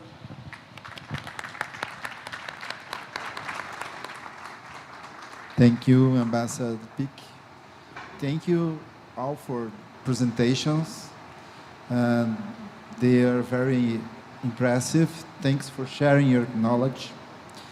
Well, we have a short time to questions, and I would like to make one question for both, okay? And if you allow me, I pick a short sentence from ICAO statement, in COP27, Conference of Parties from the United Nations, for supporting our discussion, okay? In further decision relating to the sustainable development of air transport, the last assembly reaffirmed its commitment to the achievement of United Nations 2030 Agenda for Sustainable Development. That's a good goal, it's an excellent goal, but the real life is a little bit different. We had a pandemic and we had the impacts of a pandemic, especially in our sector. And let me say some big numbers of pandemic to remember everyone. The initial result of pandemic was reduction of over 2.7 billion passengers and around $372 billion loss of gross passengers operator revenues of airlines in 2020 alone, only 2020, when you compare to 2019 levels. My question is it possible the air transport can invest or can start to invest in sustainable development after one of the most critical challenges in aviation history, the novel coronavirus pandemic? How to invest or how to start to invest in sustainability during the current loss recover moment? Who starts? Mr. Pick?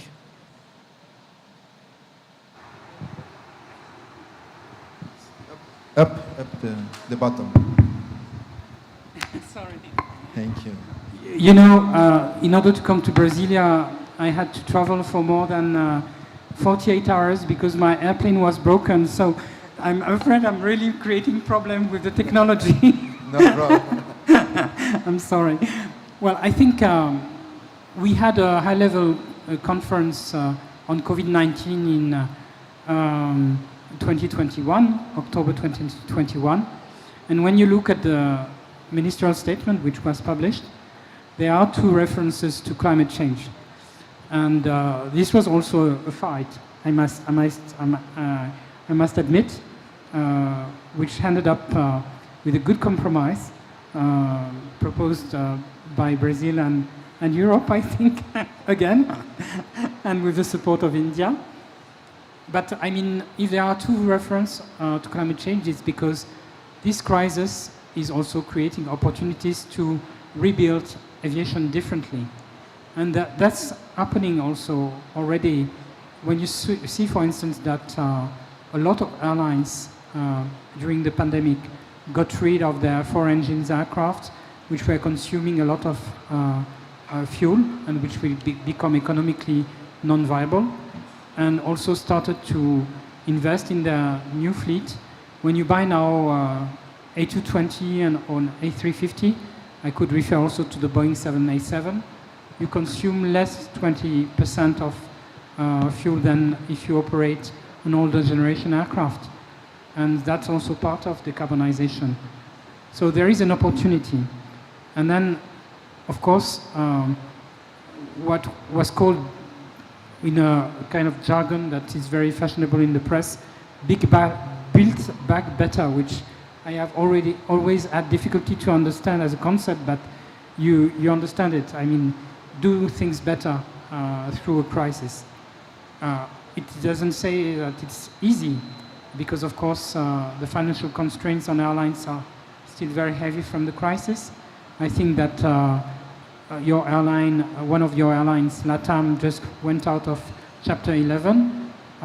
There were some damages in the sector, but I mean, the investment needs to be done, and the money will come again also in the immediate run from other actors, which are basically the energy companies.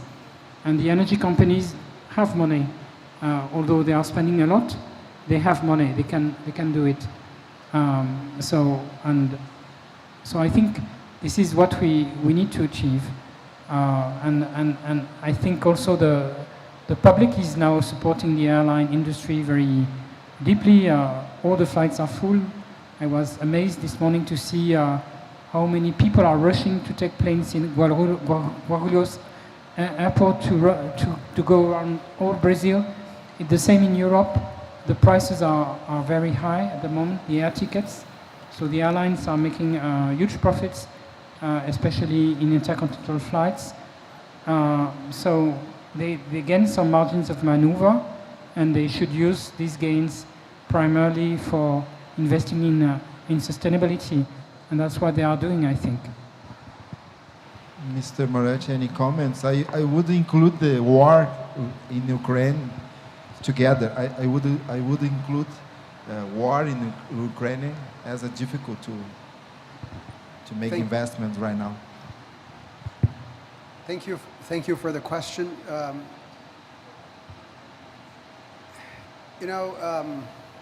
From many respects, we're in the middle of a perfect storm. We're in the middle of a perfect storm because Ambassador Pick mentioned, for example, the situation of energy in Europe. So wherever you look, there are very difficult choices to make. For example, when it comes to energy, the balance between sustainability and energy security, which is, Europe is facing a dramatic manner. The whole world, but probably most dramatically in Europe. But to answer your question more directly, very quickly, some numbers that I didn't mention because I was trying not to tire you too much. But CAPE, as I mentioned quickly, has estimated some costs for several actors in the industry, costs and investments. Operators get the best part because they're the ones that will be spending the least, but air operators will be spending an estimate depending on the pace and depending on the level of ambition of decarbonization from $1.1 to $4 trillion from 2019 to 2050 just in additional cost of fuels. Airport operators, 2 to 6 billion in operations, but depending if we are to intake hydrogen, 100 to 150 billion dollars. Of course, that's combined. If you add to that the current energy crisis, the impact of the energy crisis, then again, you have a very difficult situation. At the same time, my feeling is that the brunt of the needs of investment when it comes to fuels, which will be the great component in this transition, will be on operators because there will be costs through the purchase of more costly fuel. But the brunt of capital mobilization will come from energy companies, self-producers. And these guys are a little bit better off, let's say, not only oil companies, but for example, if you think about Brazil's case, the two companies that have announced investment on self-production, one in Brazil, one in Paraguay, they're self-producers. And the project in Paraguay is estimated to cost $1 billion. The cost in Brazil is less than that. But again, capital mobilization will come most heavily from fuel suppliers in the short term. Operators will have a little time to adjust. The other component, with this I finish, is the issue that we spoke almost nothing about, which is CORSIA. CORSIA, yes, will bring costs to operators in the short term for developed countries a bit before, but Brazilian operators will be offsetting starting in 2027. So I think that the immediate challenge for them in the effort to decarbonize will be coming from CORSIA in the short term, and then in the medium term, the cost of fuel. So it is challenging, but it seems to be possible. Let's hope that it is. Thank you.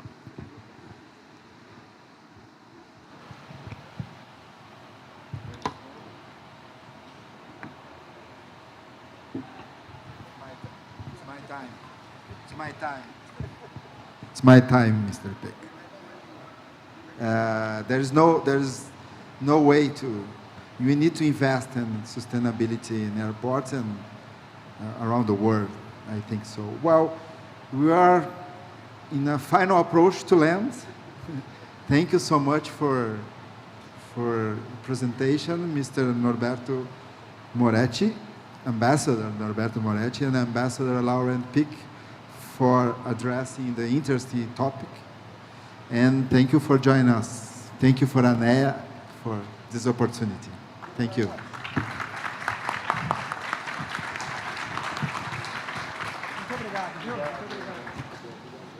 Thank you so much. Muito obrigado. Perfect Portuguese. Yeah.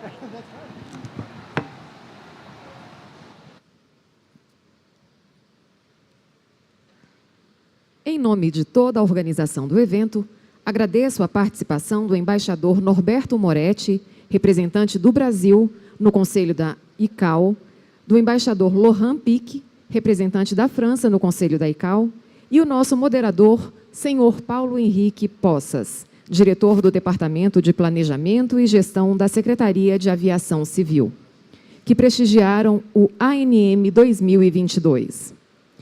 Convido a todos para uma breve pausa. Teremos agora um coffee break, oferecido pelo patrocinador Dutra Advogados. Retornaremos às atividades às 17h15, com o primeiro workshop do evento, que debaterá o tema das certificações ambientais nos aeroportos. Até já!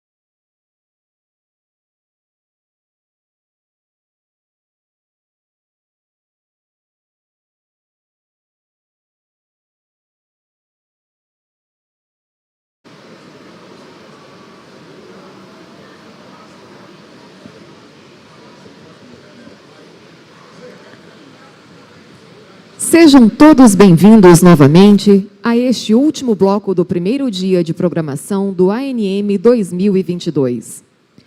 As certificações ambientais impulsionam os trabalhos desenvolvidos pelos aeroportos e suas perspectivas ambientais, sociais e de governança para o futuro da aviação. Traremos neste workshop as visões e perspectivas para este tema da ACI, da Vinci Airport e do Inmetro. E para explorar essas abordagens, iniciamos agora o primeiro workshop da nossa programação com o tema As certificações ambientais nos aeroportos, que será moderado pelo senhor Virgínio Corrieri, diretor de Segurança Operacional e Operações da ALTA, Associação Latino-Americana e do Caribe de Transporte Aéreo. Por gentileza, uma salva de palmas para o senhor Virgínio.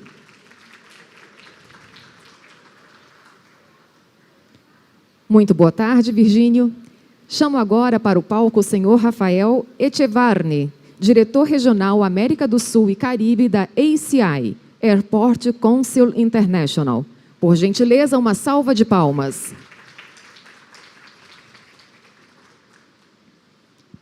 Chamo agora para o palco o senhor Júlio Ribas, presidente da Vinci Airports. Por gentileza, uma salva de palmas.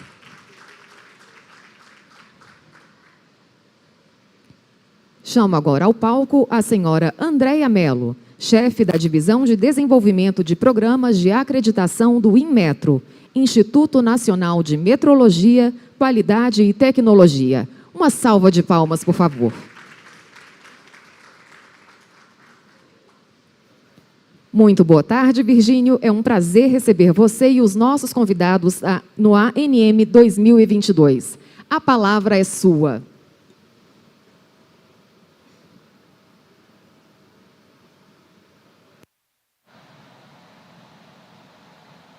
Boa tarde a todos.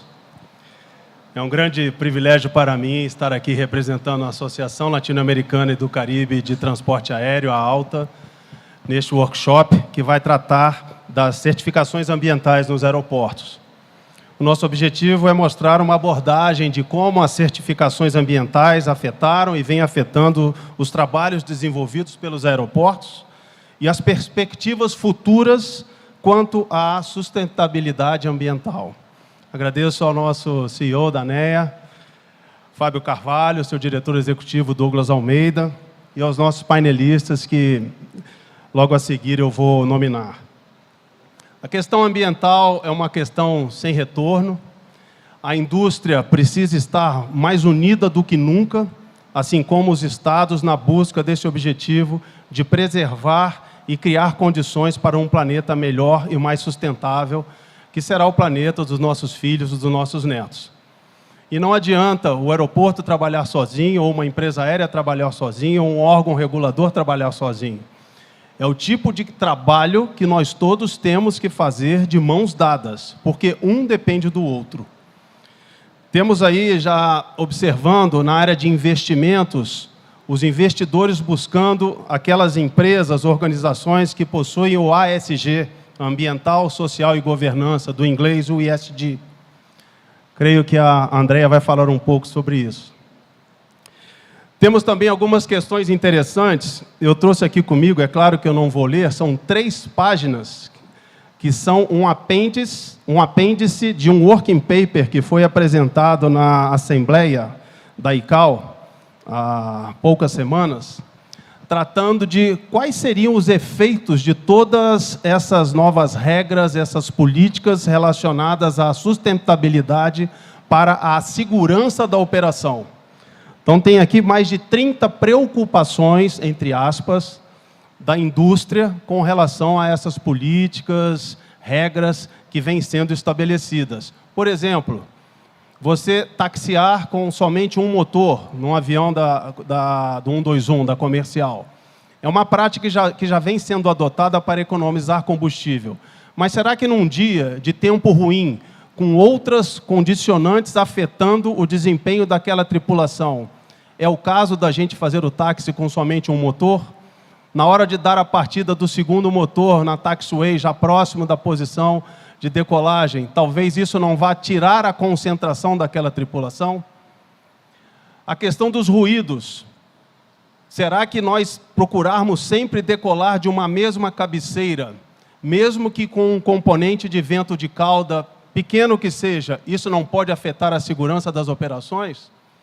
Um exemplo clássico que nós podemos citar aqui é o caso das antenas de 5G, principalmente nos Estados Unidos. Imaginem a quantidade de investimentos que se fez naquele país e que depois das antenas instaladas, se descobriu que aquilo poderia afetar sistemas dos aviões. Então, nós temos que trabalhar, como eu disse, de mãos dadas, para construirmos juntos boas práticas e políticas públicas que nos levem à sustentabilidade de forma segura. Para começar, eu gostaria de convidar Rafael Echevarne, diretor regional da América Latina e Caribe da ACI. A ACI lá que tem mais de 70 membros e engloba mais de 300 aeroportos da região. E eles possuem algumas certificações, a ACI lá que Green Airport Recognition, ACI Airport Carbon Accreditation, que são muito interessantes. Então, Rafael, eu lhe peço, por favor, que nos conte um pouco sobre o trabalho da ACI LAC nessas certificações ambientais, como está a adesão dos aeroportos e aquilo que você desejar falar para a nossa audiência. Muito obrigado. Hola. Sí, muito obrigado. Si no te importa, voy a levantarme, así estoy más cómodo. Soy Rafael Echevarne, director general de ACI LAC. ACI es la Organización Internacional de Aeropuertos. Yo os falo en español, pero yo entiendo que si voy despacio no hay ningún problema. Es la organización que representa los intereses de la industria aeroportuaria frente a los países, a las organizaciones internacionales, pero sobre todo ante la OACI, ICAO. ¿Okay?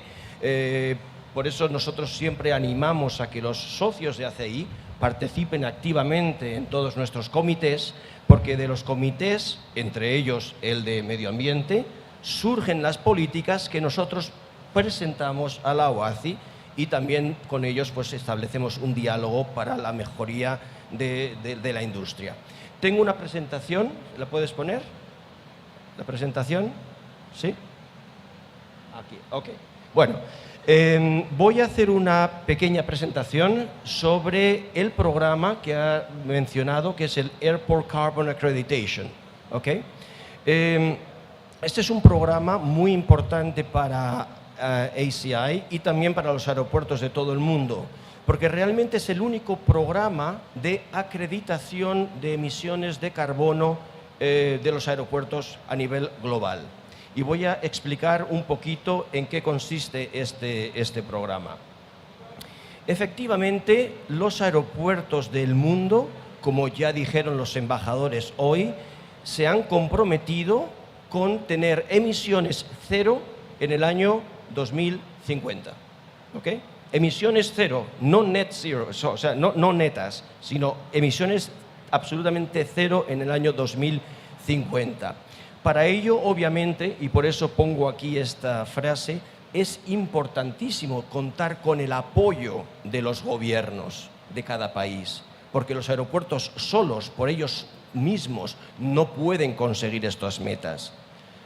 Pero me gustaría ir para atrás y mencionar que ya en el año 2009 los aeropuertos de Europa ya veían, por parte de las presiones de la sociedad en Europa, de que era necesario el que los aeropuertos tomaran pasos concretos, tangibles, que no se quedara todo en meras palabras, ¿no? Que tenía que hacerse una acción, como digo, concreta por parte de los aeropuertos, y ACI en Europa lanzó el programa Airport Carbon Accreditation en el año 2009. Básicamente, este programa lo que hace es evaluar las acciones concretas que están tomando los aeropuertos para reducir las emisiones de carbono. Y, ¿está bien? Sí. y reconocerlo de alguna manera, reconocer esos esfuerzos que están haciendo los aeropuertos de una forma creíble. La credibilidad es absolutamente esencial para el éxito de este programa. Y ahora voy a explicar un poquito cómo funciona el programa y por qué digo que la credibilidad es absolutamente esencial. Porque sí, efectivamente, este programa fue creado por los aeropuertos para los aeropuertos, pero no podemos nosotros mismos ser juez y parte. Tenemos que introducir un sistema de gobernanza que realmente garantice este programa y los esfuerzos son auténticos. Porque no sé si saben que ya en estos momentos, en algunas partes del mundo, sobre todo en Europa, para conseguir financiación de cualquier obra aeroportuaria, tienen los aeropuertos que demostrar que están tomando medidas concretas de reducción de emisiones de carbono. No les voy a explicar todos los detalles aquí, pero efectivamente hay una estructura de gobernanza con unos evaluadores independientes y un, llamémosle, Board of Directors, que les llamamos Advisory Board, también independiente. Que son estos.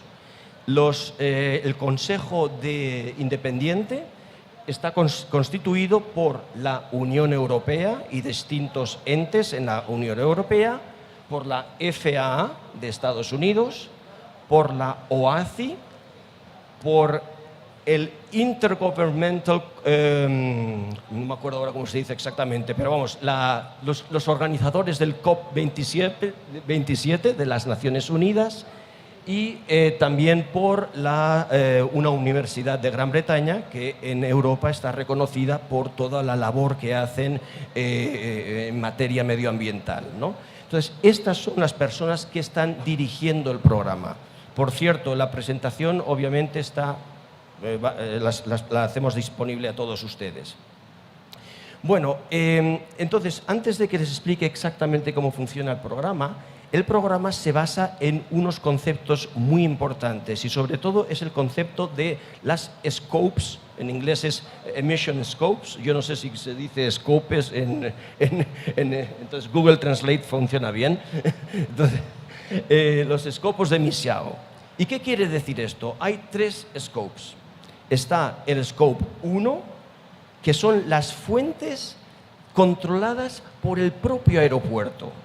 O sea, si yo estoy utilizando gas natural para generar aire acondicionado, es algo que yo puedo controlar, ¿ok? Después están los Scope 2, que es cuando yo compro como aeropuerto electricidad de la red, ¿cómo se dice? La red eléctrica. Yo no sé exactamente de dónde viene esa electricidad. Puede ser de fuentes limpias o puede ser de fuentes que generan emisiones de carbono. Y después está el Scope 3, que son todas aquellas emisiones que no controla el aeropuerto directamente. Por ejemplo, los aviones. Por ejemplo, ground handling. Por ejemplo, los accesos al aeropuerto. El aeropuerto no puede imponer su criterio en esas fuentes de emisión de CO2. Entonces, esto es fundamental para el entendimiento del programa. El programa tiene 6 niveles de certificación, ¿ok? Y les voy a explicar cada una de ellas porque realmente ese es el corazón del programa. De hecho, por cierto, digo, eso es hoy en día, el ACA hoy tiene 6, porque antes tenía 4, ahora son 6 y probablemente en el futuro se van a añadir más. Esto es un programa que está vivo. Bueno, el primer nivel es el nivel de inicio, que básicamente lo que hace es lo que llamamos el mapping. El mapping quiere decir entender cuáles son las fronteras del aeropuerto, qué cosas puede controlar el aeropuerto y entender cuáles son esos niveles de emisiones actuales. ¿Ok? Y obviamente estamos hablando de las emisiones 1 y 2, O sea, aquellas que puede el aeropuerto controlar más. Obviamente la 1, pero también sobre la 2 el aeropuerto puede hacer cosas. En vez de comprar electricidad, puede instalar paneles solares, por ejemplo, ¿no? Por eso se incluyen los niveles, las Scope 1 y 2. Y básicamente aquí lo que hace el aeropuerto es efectivamente establecer ese mapping, decir cuánto se está emitiendo y reflejarlo en un documento concreto. ¿Ok? Eso es el mapping. Después pasamos al nivel 2. El nivel 2 es la reducción. O sea, una vez que ya tenemos el mapping hecho, ahora vamos a decir qué acciones concretas vamos a tomar para reducir esas emisiones de Scope 1 y 2 y vamos a empezar a reducir. Y tienes que demostrar que estás reduciendo esas emisiones. ¿Ok? Eso es el nivel 2. Después pasamos al nivel 3, que llamamos optimización, optimization. Y aquí es ya donde empezamos a ver qué pasa con las emisiones Scope 3, aquellas que ya no tenemos ese control directo. ¿Y qué es lo que tiene que hacer el aeropuerto? Por ejemplo, el aeropuerto tiene que hablar con las empresas de ground handling y decir, ¿te comprometes a poner vehículos eléctricos? ¿Qué pasos concretos vas a tomar para poner esos vehículos eléctricos, por ejemplo, ¿no? Eso es este paso que llamamos optimización. Después tenemos un paso que es el cuarto, que se llama neutralidad. Es decir, ya hemos visto esas emisiones 1, 2 y 3, pero realmente a lo mejor el aeropuerto ya no puede hacer nada más. Y todavía hay unas emisiones residuales porque son absolutamente necesarias dentro de ese programa. Y aquí lo que tiene que hacer el aeropuerto es el compensar, el comprar créditos de carbono, ¿ok? Para realmente para neutralizar. Y después ya pasamos al nivel 4, que es la transformación, donde realmente es un paso más allá. Ya abrimos ese mapping, vamos más allá del aeropuerto y lo que hacemos es básicamente nos comprometemos con las targets que se establecieron con el Acuerdo de París. ¿Ok? Y son, por ejemplo, cosas como el decir, vamos a compensar en el aeropuerto por los viajes que va a hacer el CEO. ¿Cómo lo vas a compensar? Eso es un ejemplo, ¿no? Y el último nivel, que es el de transición, el 4+, básicamente es, a pesar de hacer todo eso, probablemente todavía quedarán algunas emisiones residuales y aquí lo que vamos a hacer es, de nuevo, compensarlas comprando créditos. ¿Ok? Esto es el programa ACA. Como digo, es el único programa que existe a nivel mundial. ¿Ok? Es un programa que nosotros consideramos que es fundamental para demostrar que existe un compromiso real por parte de los aeropuertos. En Brasil, bueno, ahora voy a mirar cuántos aeropuertos tenemos en el mundo. Tenemos en estos momentos 412 aeropuertos en todo el mundo. Lo interesante de esta slide es que en América Latina y el Caribe estamos al mismo nivel que en Asia y en Norteamérica, considerando que somos solamente una fracción en cuanto al número de aeropuertos. O sea que el trabajo que se está haciendo en América Latina es realmente... Eso podemos harness, the power of... Realmente en América Latina estamos haciendo un esfuerzo realmente importante. Como digo, estamos al mismo nivel que Asia y que Norteamérica. Y de hecho tenemos aeropuertos líderes a nivel mundial en América Latina.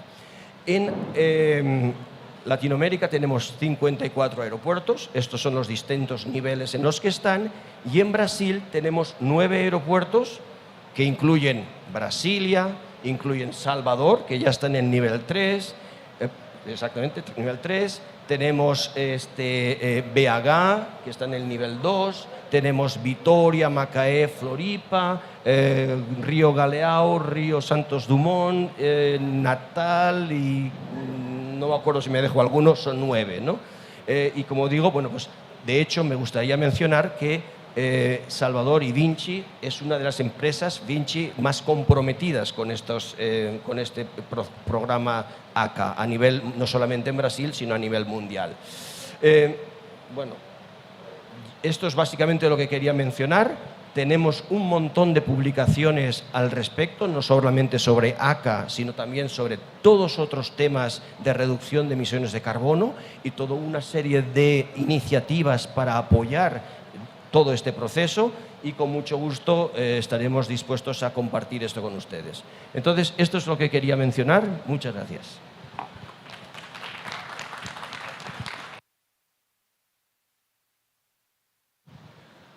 Muito obrigado, Rafael. Excelente apresentação, e é com alegria que a gente vê que a nossa região é um exemplo para o mundo, né? Com esses 54 aeroportos já certificados. Passo agora a palavra ao Júlio Ribas, diretor-presidente da Vansi Aeroportos Brasil. Antes da apresentação, eu perguntei ao Júlio, é Vansi, 20, Vinci? Aí ele me contou que originalmente era para homenagear o Leonardo da Vinci, então seria 20, mas que o normal é se chamar Vansi. Então, diretor-presidente da Vansi. São mais de 50 aeroportos no mundo administrados pela Vansi, sendo 8 no Brasil. Inicialmente aqui no Brasil com Salvador, e agora o Júlio tem um grande desafio, que é administrar 7 aeroportos na Amazônia Ocidental. Júlio, por favor, nos conte um pouco sobre a política ambiental da Vansi, certificações, a visão e perspectivas. Bom, primeiro, obrigado por todos que estão aqui. Usar alguns segundos do meu tempo para agradecer ao Fábio por organizar esse evento, ele, a equipe, os patrocinadores dele. É um marco muito importante. Coincide com a declaração oficial que chegamos a 8 bilhões de pessoas no planeta, o que aumenta a responsabilidade, né? Aumenta a responsabilidade de cuidar do planeta. A Vansi, ela atua em vários setores, o setor de construção, o setor de energia, o setor de concessões. É uma empresa que está em 120 países, são mais de 220 mil colaboradores, então toda e qualquer política que a Vansi abrace e desenvolva, ela acaba tendo uma reverberação efetivamente mundial. E no caso de aeroportos, nós estamos em mais de 12 países, né? Então, no caso, além do trabalho que a gente faz no Brasil, é um trabalho mundial, é uma política mundial, é uma política que é avaliada nos planos de desenvolvimento de carreira dos executivos, na dotação do orçamento. Quando nós iniciamos o trabalho de Salvador, nós tínhamos as obrigações contratuais com a ANAC. Então, havia um investimento significativo para se cumprir o contrato e num prazo bastante exíguo. E se não fosse cumprido, poderia gerar multas e outras penalidades. Apesar de toda essa pressão existente, ao mesmo tempo, nós iniciamos os processos necessários a transformar Salvador em um aeroporto sustentável.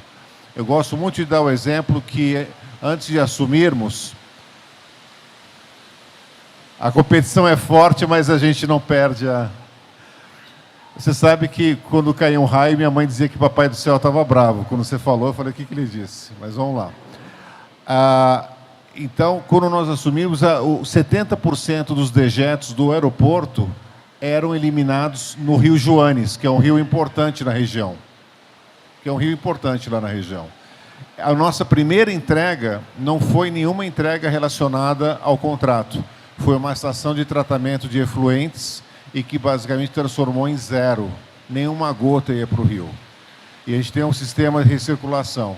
Nosso aeroporto, hoje, é o primeiro aeroporto do Brasil com zero aterro. Nada vai para aterro sanitário.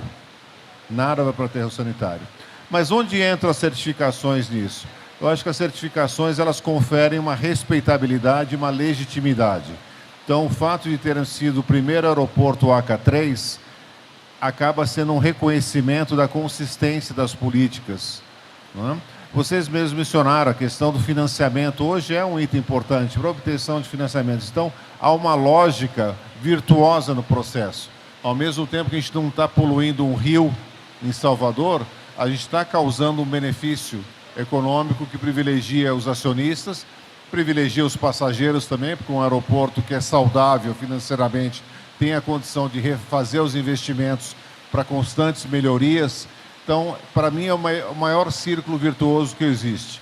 Eu tenho muita alegria de trabalhar nesse setor e trabalhar nos aeroportos, trabalhar para a Vinci, porque eu digo que assim, aeroporto é um trabalho onde você praticar o bem recompensa duplamente, moralmente, mas recompensa também naquilo que você se propõe a fazer profissionalmente.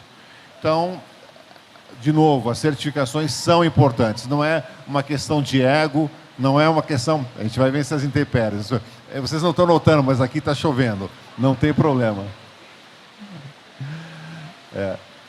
Hã?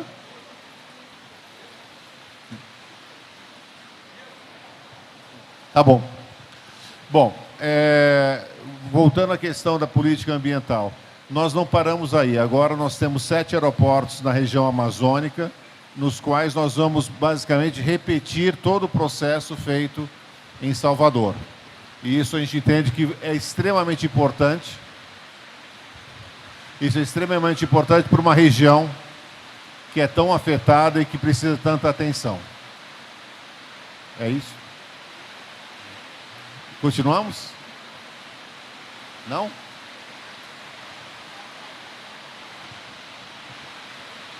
Pessoal, nós vamos fazer uma pausa de 5 minutos por conta dos equipamentos eletrônicos. Tem uma garoa aqui sobre o palco para o pessoal poder dar uma inspecionada e proteger o material. Tá bom? Até já.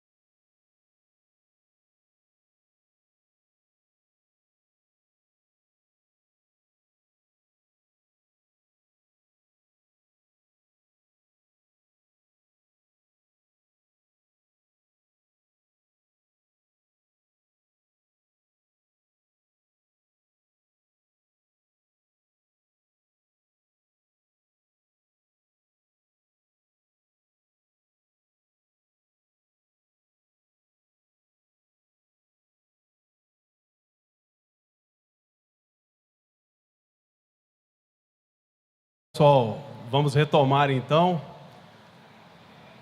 Seria interessante a gente saber para onde foi toda essa água, né? Acho que dá para abastecer os banheiros do aeroporto aí pelo menos por uns 2 meses aqui.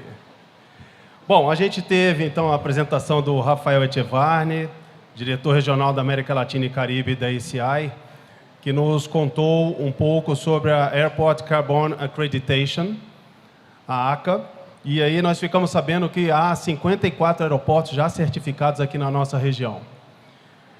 Ele falou uma palavra bastante interessante e importante para a nossa causa aqui da sustentabilidade. Ele falou em credibilidade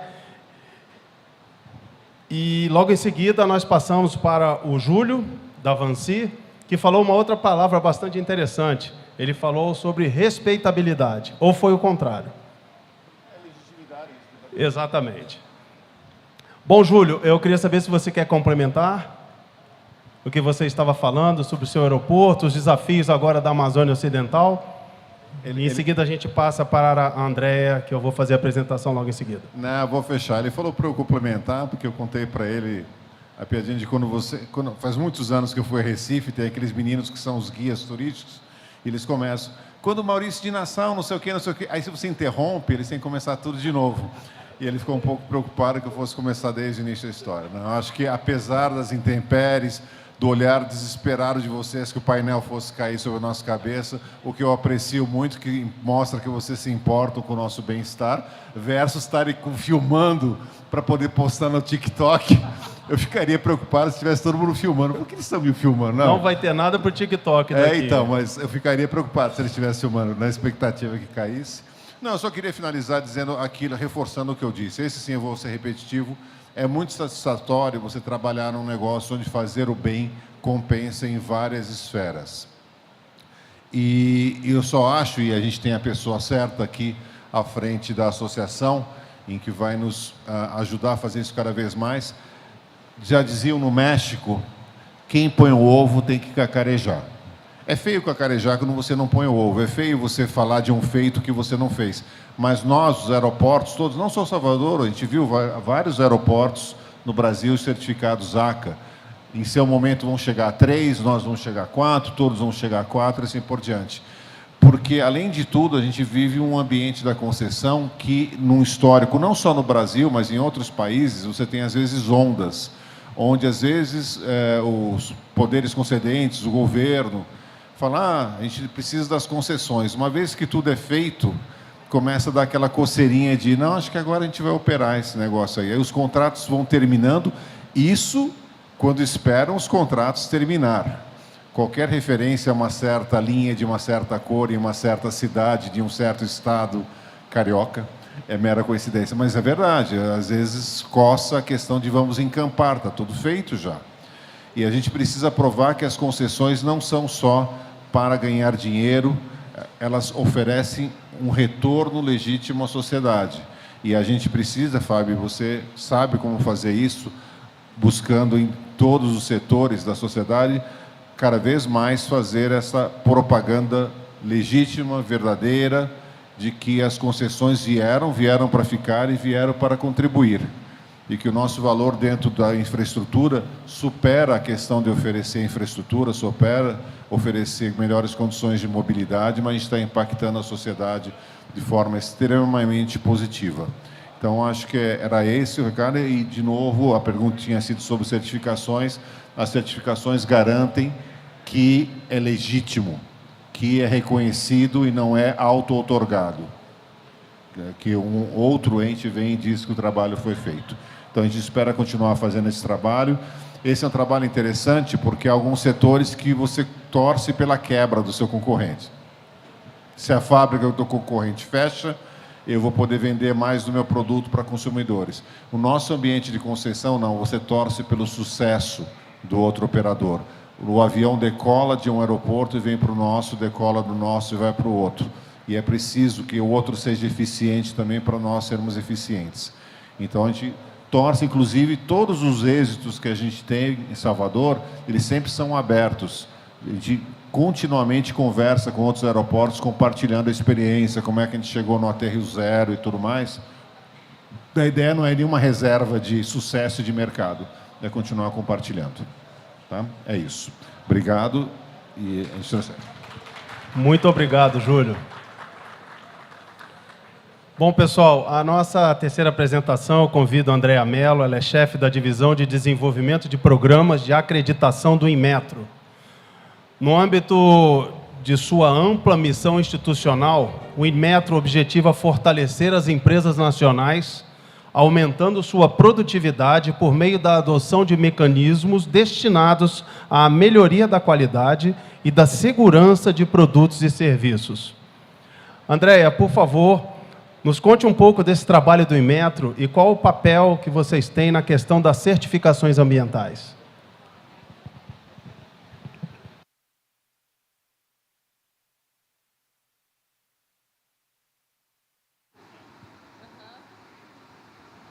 Bom, já foi. Obrigada, Virgínio. Boa tarde a todos e a todas. Muito obrigada, Fábio Carvalho, pelo convite. É um prazer, em nome do nosso presidente Marcos Gerson. Eu gostaria de dizer que a gente fica muito feliz em ter essa oportunidade de compartilhar com vocês um pouco da nossa atividade e esclarecer um pouquinho da nossa missão.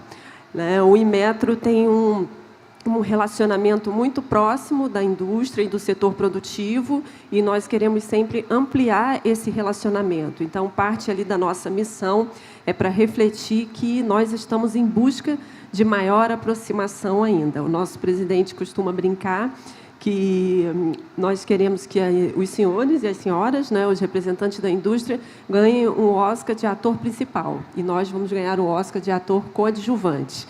Nós queremos estar sempre trabalhando ali nos bastidores para fornecer para a indústria e para o setor produtivo a base aí tecnológica que precisa. Tá?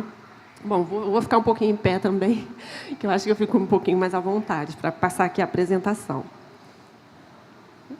Foi? Foi. Que foi diferente. Bom, então vamos abordar um pouquinho da nossa história, do Inmetro, Acho que não sei se todos conhecem, mas pelo menos já ouviram falar. É bem rapidinho o slide. Falar um pouquinho de alguns conceitos ligados à certificação e acreditação e reconhecimento internacional. A certificação ambiental nesse contexto e as perspectivas futuras que nós estamos ali não só vislumbrando, mas também observando os sinais que o mercado nos dá. O Inmetro foi criado em 1973, atendendo à demanda de um sistema de metrologia, normalização e qualidade. Nós somos uma autarquia do governo federal, hoje vinculada à Secretaria de Produtividade, Emprego e Competitividade, ligada ao Ministério da Economia. E nós somos uma agência executiva, uma secretaria executiva do Conselho Nacional de Metrologia, Normalização e Qualidade Industrial, que a gente chama de Conmetro, que é um conselho que reúne vários ministérios e agências reguladoras.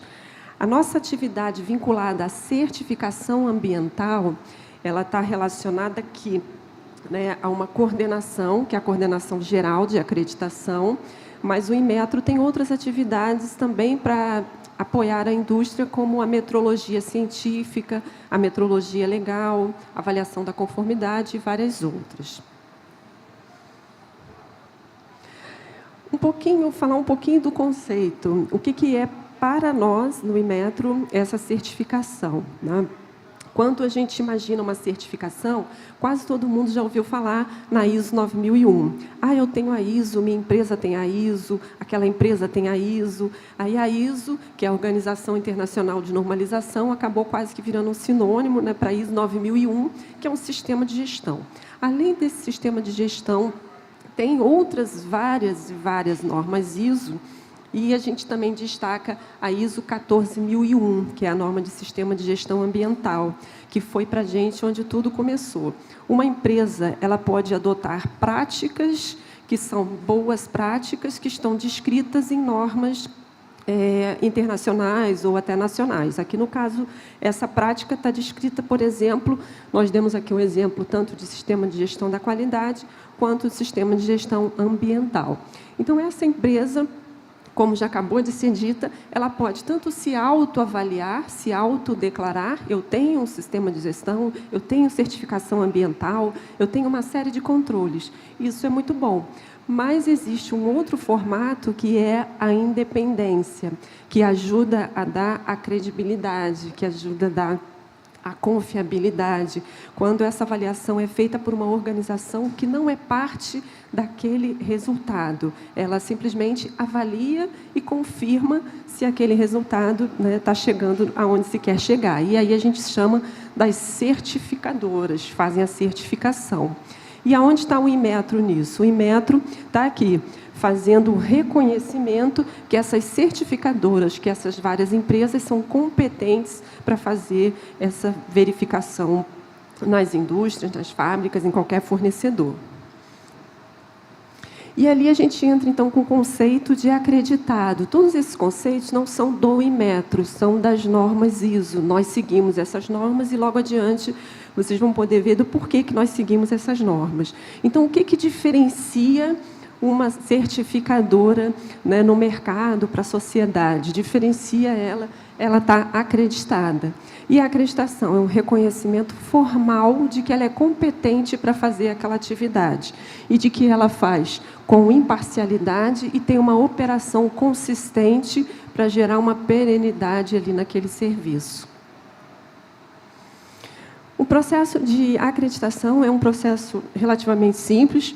O que vocês estão vendo aqui nessa tela é o que é adotado globalmente, mundialmente. Nós não inventamos a roda, tá? Ele é voluntário. Se uma empresa quer se tornar uma certificadora, ela vem até nós, né? Ela vem buscar essa atividade, passa por essas etapas, é um processo administrativo e também técnico. Nós contamos com avaliadores, especialistas, auditores, peritos para nos auxiliar nessa atividade. E aqui está um pouquinho da explicação do porquê que a gente segue a normas ISO, porque nós temos todos esses reconhecimentos internacionais que são reconhecimentos baseados em avaliações técnicas. Então, o Inmetro audita, mas também é auditado. Nós recebemos periodicamente vários peritos internacionais que vêm checar o nosso processo, que checam se nós estamos cumprindo tudo isso ali que dizemos que vamos cumprir.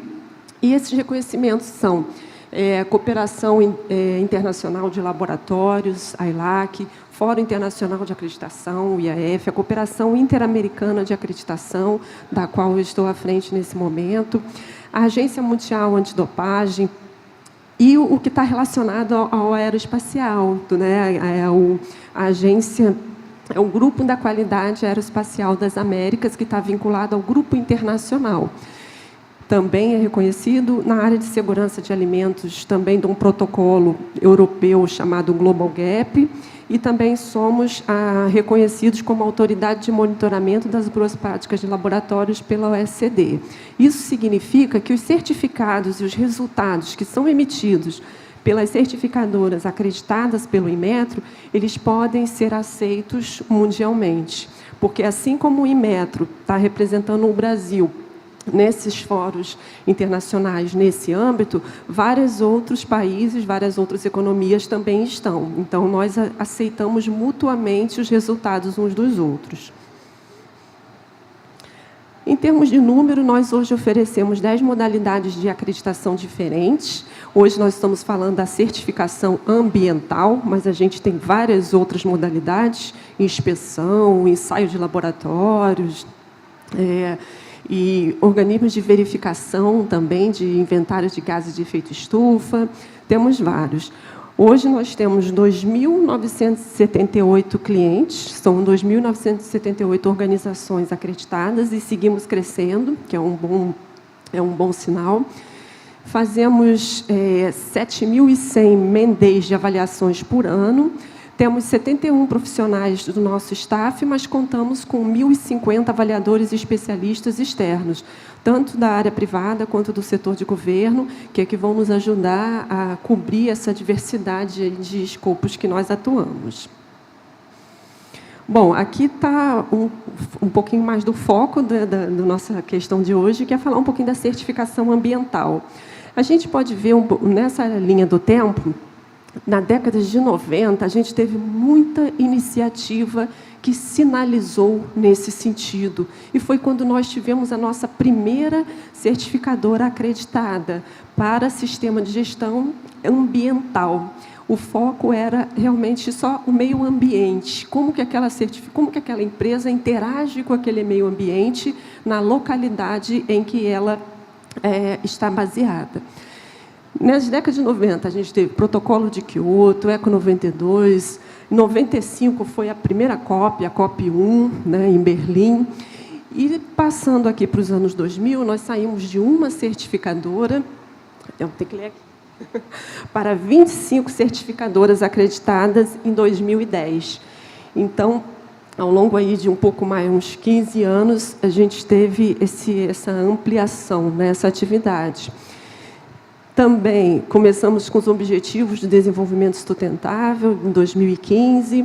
Então, nós vamos vendo que essa certificação ambiental, que está muito vinculada à sustentabilidade, nós vamos vendo que esse conceito de desenvolvimento sustentável ele vai se ampliando.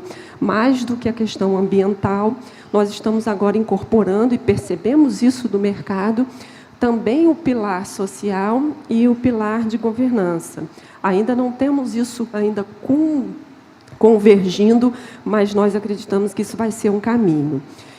Também um outro dado interessante, que aí vocês podem ver aqui, tem a fonte, que é da ISO, existia em 1.800 certificados ambientais no Brasil, em 2004, e no mundo eram 90.500 certificados. Já em 2021, a pesquisa mais recente da ISO, nós temos aqui no Brasil 2.957 e no mundo 420 mil certificados.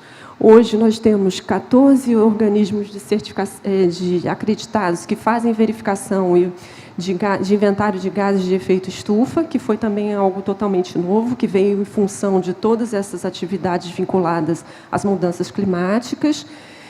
Estamos preparados para fazer também a acreditação no CORSIA. É um trabalho que está sendo feito junto com a ANAC. A ANAC já faz essa atividade hoje. E, para o Brasil, existe uma obrigatoriedade a partir de 2027. E a gente está percebendo essa demanda nesse foco, também no social e também em governança. Nós estamos atentos ao que está acontecendo exatamente nesse momento no Egito, com a COP27. Nós achamos que isso vai ser fortalecido nesse sentido. Inclusive, os representantes do Fórum Internacional de Acreditação, no qual nós somos membros, também estão participando da COP27 e, com certeza, vão trazer as novidades e novas diretrizes para a nossa atuação. Bom, finalizando, me pediram para falar um pouquinho sobre a perspectiva. Então, a perspectiva ela é muito mais do feeling, do que nós estamos observando e o que nós esperamos encontrar aí nos próximos anos. Nós estamos vendo novas oportunidades. Os conceitos estão ficando mais abrangentes. Hoje, a sustentabilidade, né, também perpassa pelo ser humano. Junto dos Objetivos de Desenvolvimento Sustentável, está também a inclusão, está também a questão do gênero. Então, tem várias atividades. Um aeroporto sustentável precisa ter uma acessibilidade para também recepcionar aqueles que necessitam. Então, esses contextos, da onde a gente saía da ideia do 14.001, do meio ambiente, nós estamos vendo que esse meio ambiente não é só aquela parte do verde, do carbono, envolve também o ser humano e envolve não só uma governança, mas uma boa governança, porque governança todas as organizações têm que ter de uma forma ou de outra. Mas, às vezes, a gente se depara com algumas situações que aquela governança escapou para algum lugar e a gente vê algumas notícias na mídia que não são tão boas, em algumas grandes organizações, até onde a gente não esperava. Então, o conceito que a gente também está trabalhando é da boa governança. Quais são os princípios que são necessários para que esses elementos se integrem e gerem um bom resultado para a sociedade, né? E ali a gente vê a consolidação do CORSIA, porque a consolidação sob a perspectiva da acreditação, de que isso vai se ampliar utilizando, isso já é feito, a Europa já utiliza, porque eles têm metas já antes nossas, obrigatórias, então já utiliza, os Inmetros da Europa fazem essa acreditação. Os combustíveis sustentáveis, nós estamos também vendo que isso também está sendo uma demanda, como que você certifica, como que você verifica, como que isso pode ser demonstrado para a sociedade, e os programas de eficiência energética, que estão cada vez mais se ampliando com as energias renováveis. Eles já existem no nosso país desde a década de 80, mas têm se ampliado nesse sentido. E essa visão integrada, como se costuma falar, não existe o planeta B, nós temos um planeta A. Ele é tanto, né, para não só a visão externa do meio ambiente, mas nós que estamos inseridos nele. Bom, acho que era esse meu recadinho. Está aqui meus contatos. Foi um prazer. Obrigada.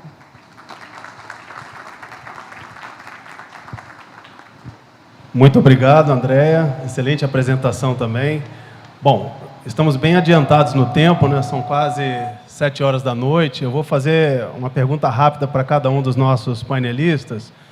Eu começo, Rafael, a certificação ACA, como é a periodicidade dela? Por exemplo, um aeroporto que hoje decide obter essa certificação, ele vai passar por uma primeira auditoria, que seria um gap analysis. Quanto tempo dura a auditoria? São 5 auditores, 5 dias, como é a IOSA, por exemplo, e qual a validade para ele aplicar para subir de nível?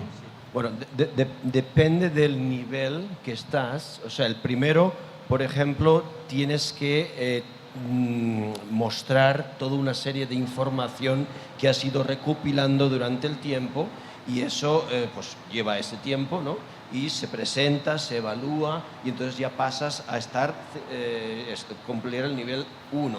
Después pasas al nivel 2. No está limitado en el tiempo. Para pasar, creo que para el nivel 2 no hay un límite, sino que tú tienes que demostrar que efectivamente estás reduciendo esas emisiones, y así uno a uno. No hay límite en el tiempo, pero sí que cada año tienes que cumplir con lo que tú has dicho que vas a hacer. Realmente eso es importante. Tú te marcas el camino, y tú tienes que demostrar que estás haciendo lo que tú has dicho que ibas a hacer. Muito obrigado, Rafael. Júlio, você tem um grande desafio, principalmente na parte de obras nos aeroportos da Amazônia Ocidental, né? Os desafios principais estão na logística. Mas nessa área da certificação ambiental, você nos disse que vai levar os ensinamentos do aeroporto de Salvador para os aeroportos daquela região. Você já tem isso dimensionado no tempo? Porque eu conheço bem a região amazônica, estive lá, vivi lá há 2 anos, voei, acho que por toda a região, e a gente vê que muitas vezes a cultura do povo local é atrelada a jogar o lixo do lado da sua casa, vive numa palafita e tal. Então você vai ter um desafio cultural também. Como é que você espera vencer isso? E como eu perguntei anteriormente, como você está dimensionando isso no tempo para ter os aeroportos da Amazônia certificados também, no CAC? Nós não colocamos um objetivo extremamente rígido de tempo, mas há um aprendizado. Aliás, eu até menciono, agora a gente está no processo de certificação de 14.001. É importante também, embora seja muito importante o ACA, mas a gente tem que cobrir outras certificações. E eu menciono 14.001 porque quando começou o esforço no aeroporto de Salvador, e está em caminho, houve algo que eu disse para a liderança nossa do esforço, não pode ser tão rápido que a gente consiga um diploma na parede, mas não esteja estabelecido na cultura da organização, mas não pode ser tão lento que perca atração, que perca entusiasmo. Foi assim com os níveis ACA que a gente foi conquistando, vai ser assim com 14.001 e com outros certificados também. Então, existe um tempo também, relembrando, hoje são 7 aeroportos com obras, com prazo de entrega previsto para outubro de 2024, então a gente tem que balancear todas as coisas. E de novo, a gente não divorcia o bem realizado, o negócio, e várias das iniciativas, sinceramente, elas redundam em economias também. Foi o caso da nossa usina fotovoltaica, foi o caso de uma iniciativa que a gente teve, que concorreu a um concurso dentro da própria Vansi Mundial e ganhou, que foi a recuperação da água, do ar-condicionado, aquela do gotejamento. É significativo, o payback foi de 4 meses do investimento feito. Então, além de tudo, de novo, é bom negócio investir em economia circular, né? É bom negócio investir em meio ambiente. Então, acho que o que eu deixo aqui não é uma questão de data, mas é esse pensamento. Nem tão rápido que seja só para o show, só para botar um diploma na parede, só para botar um selinho no seu site dizendo Salvador, aeroporto mais sustentável do Brasil, mas não tão lento que perca tração e se comece a ficar enterrado entre outras prioridades. Muito obrigado. André, a acreditação do Inmetro tem uma validade? Obrigada pela pergunta. Bom, ela não tem uma validade. Hoje, nós temos um ciclo de acreditação, que são de 5 anos. As organizações são avaliadas anualmente e renovam o ciclo após um período de 4 anos. E enquanto elas tiverem interesse, estiverem se mantendo e demonstrando que são competentes, elas estão acreditadas e a validade e a confirmação é vista no nosso site. E mais uma, que você foi muito rápida. Vocês têm planos para acreditar organismos internacionais? Mais do que planos. Hoje nós temos organismos internacionais acreditados. Tá? Não é a nossa política, porque a nossa política é de cooperação, assim como qualquer outro organismo de acreditação, mas por alguma razão de mercado ou de regulador, aquele organismo fora do Brasil, ele solicita acreditação. Nós temos na China, temos nos Estados Unidos, temos no México, temos em Portugal e na Espanha. Bom, pessoal, acho que com isso a gente encerra o nosso workshop, o primeiro do evento. Eu saio daqui muito feliz de ter tido a oportunidade de escutar mestres do assunto, cada um na sua área. Foram muitos conhecimentos bastante interessantes para a nossa atividade. E repito 2 palavras que eu gravei aqui: credibilidade, respeitabilidade. Gostei muito do que a Andrea disse. Nós, nessa indústria, somos todos coadjuvantes. Na realidade, os protagonistas são os nossos passageiros, que passam pelas nossas mãos todos os dias, aos milhões, né? E o Brasil tem um potencial gigantesco, gigantesco. Apenas pouco mais da metade da população em números voa anualmente no Brasil. Nos Estados Unidos e Europa, é 2,5 a população que conseguem acessar voos. Então, o nosso desafio é enorme, precisamos andar de mãos dadas e nós vamos chegar lá. Muito obrigado, graças ao trabalho de gente como vocês. Muito obrigado, uma boa noite a todos.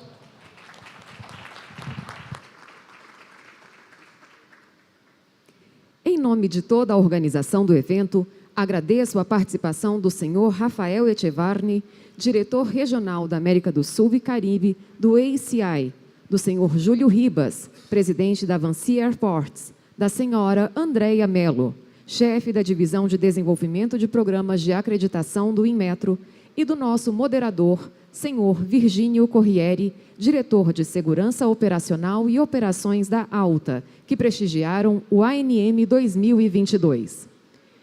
Chegamos ao final do primeiro dia do Airport National Meeting 2022. Com os cumprimentos da ANEA, agradeço nossos patrocinadores, palestrantes e moderadores convidados. Mas, sobretudo, agradeço você, participante, seja presencial, seja assistindo pelos canais oficiais de transmissão na internet, que esteve conosco e acompanhou toda a programação. Muito obrigada também aos apoiadores institucionais do ANM 2022, que acreditaram no alcance e qualidade da nossa agenda, contribuindo desde o início para a divulgação do evento. ABAR, Alta, IATA, ABSATA, ABAG, ACI, ANCAB, ANTF e Secretaria de Desenvolvimento Econômico do Governo do Distrito Federal e nossos apoiadores, Aviation TV, Arion e 29 Horas. Nos vemos novamente amanhã, quinta-feira, a partir das 9 horas, com a abertura do credenciamento. Lembrem-se, a programação completa do evento você encontra no site www.anm2022.com. Uma excelente noite a todos e até amanhã.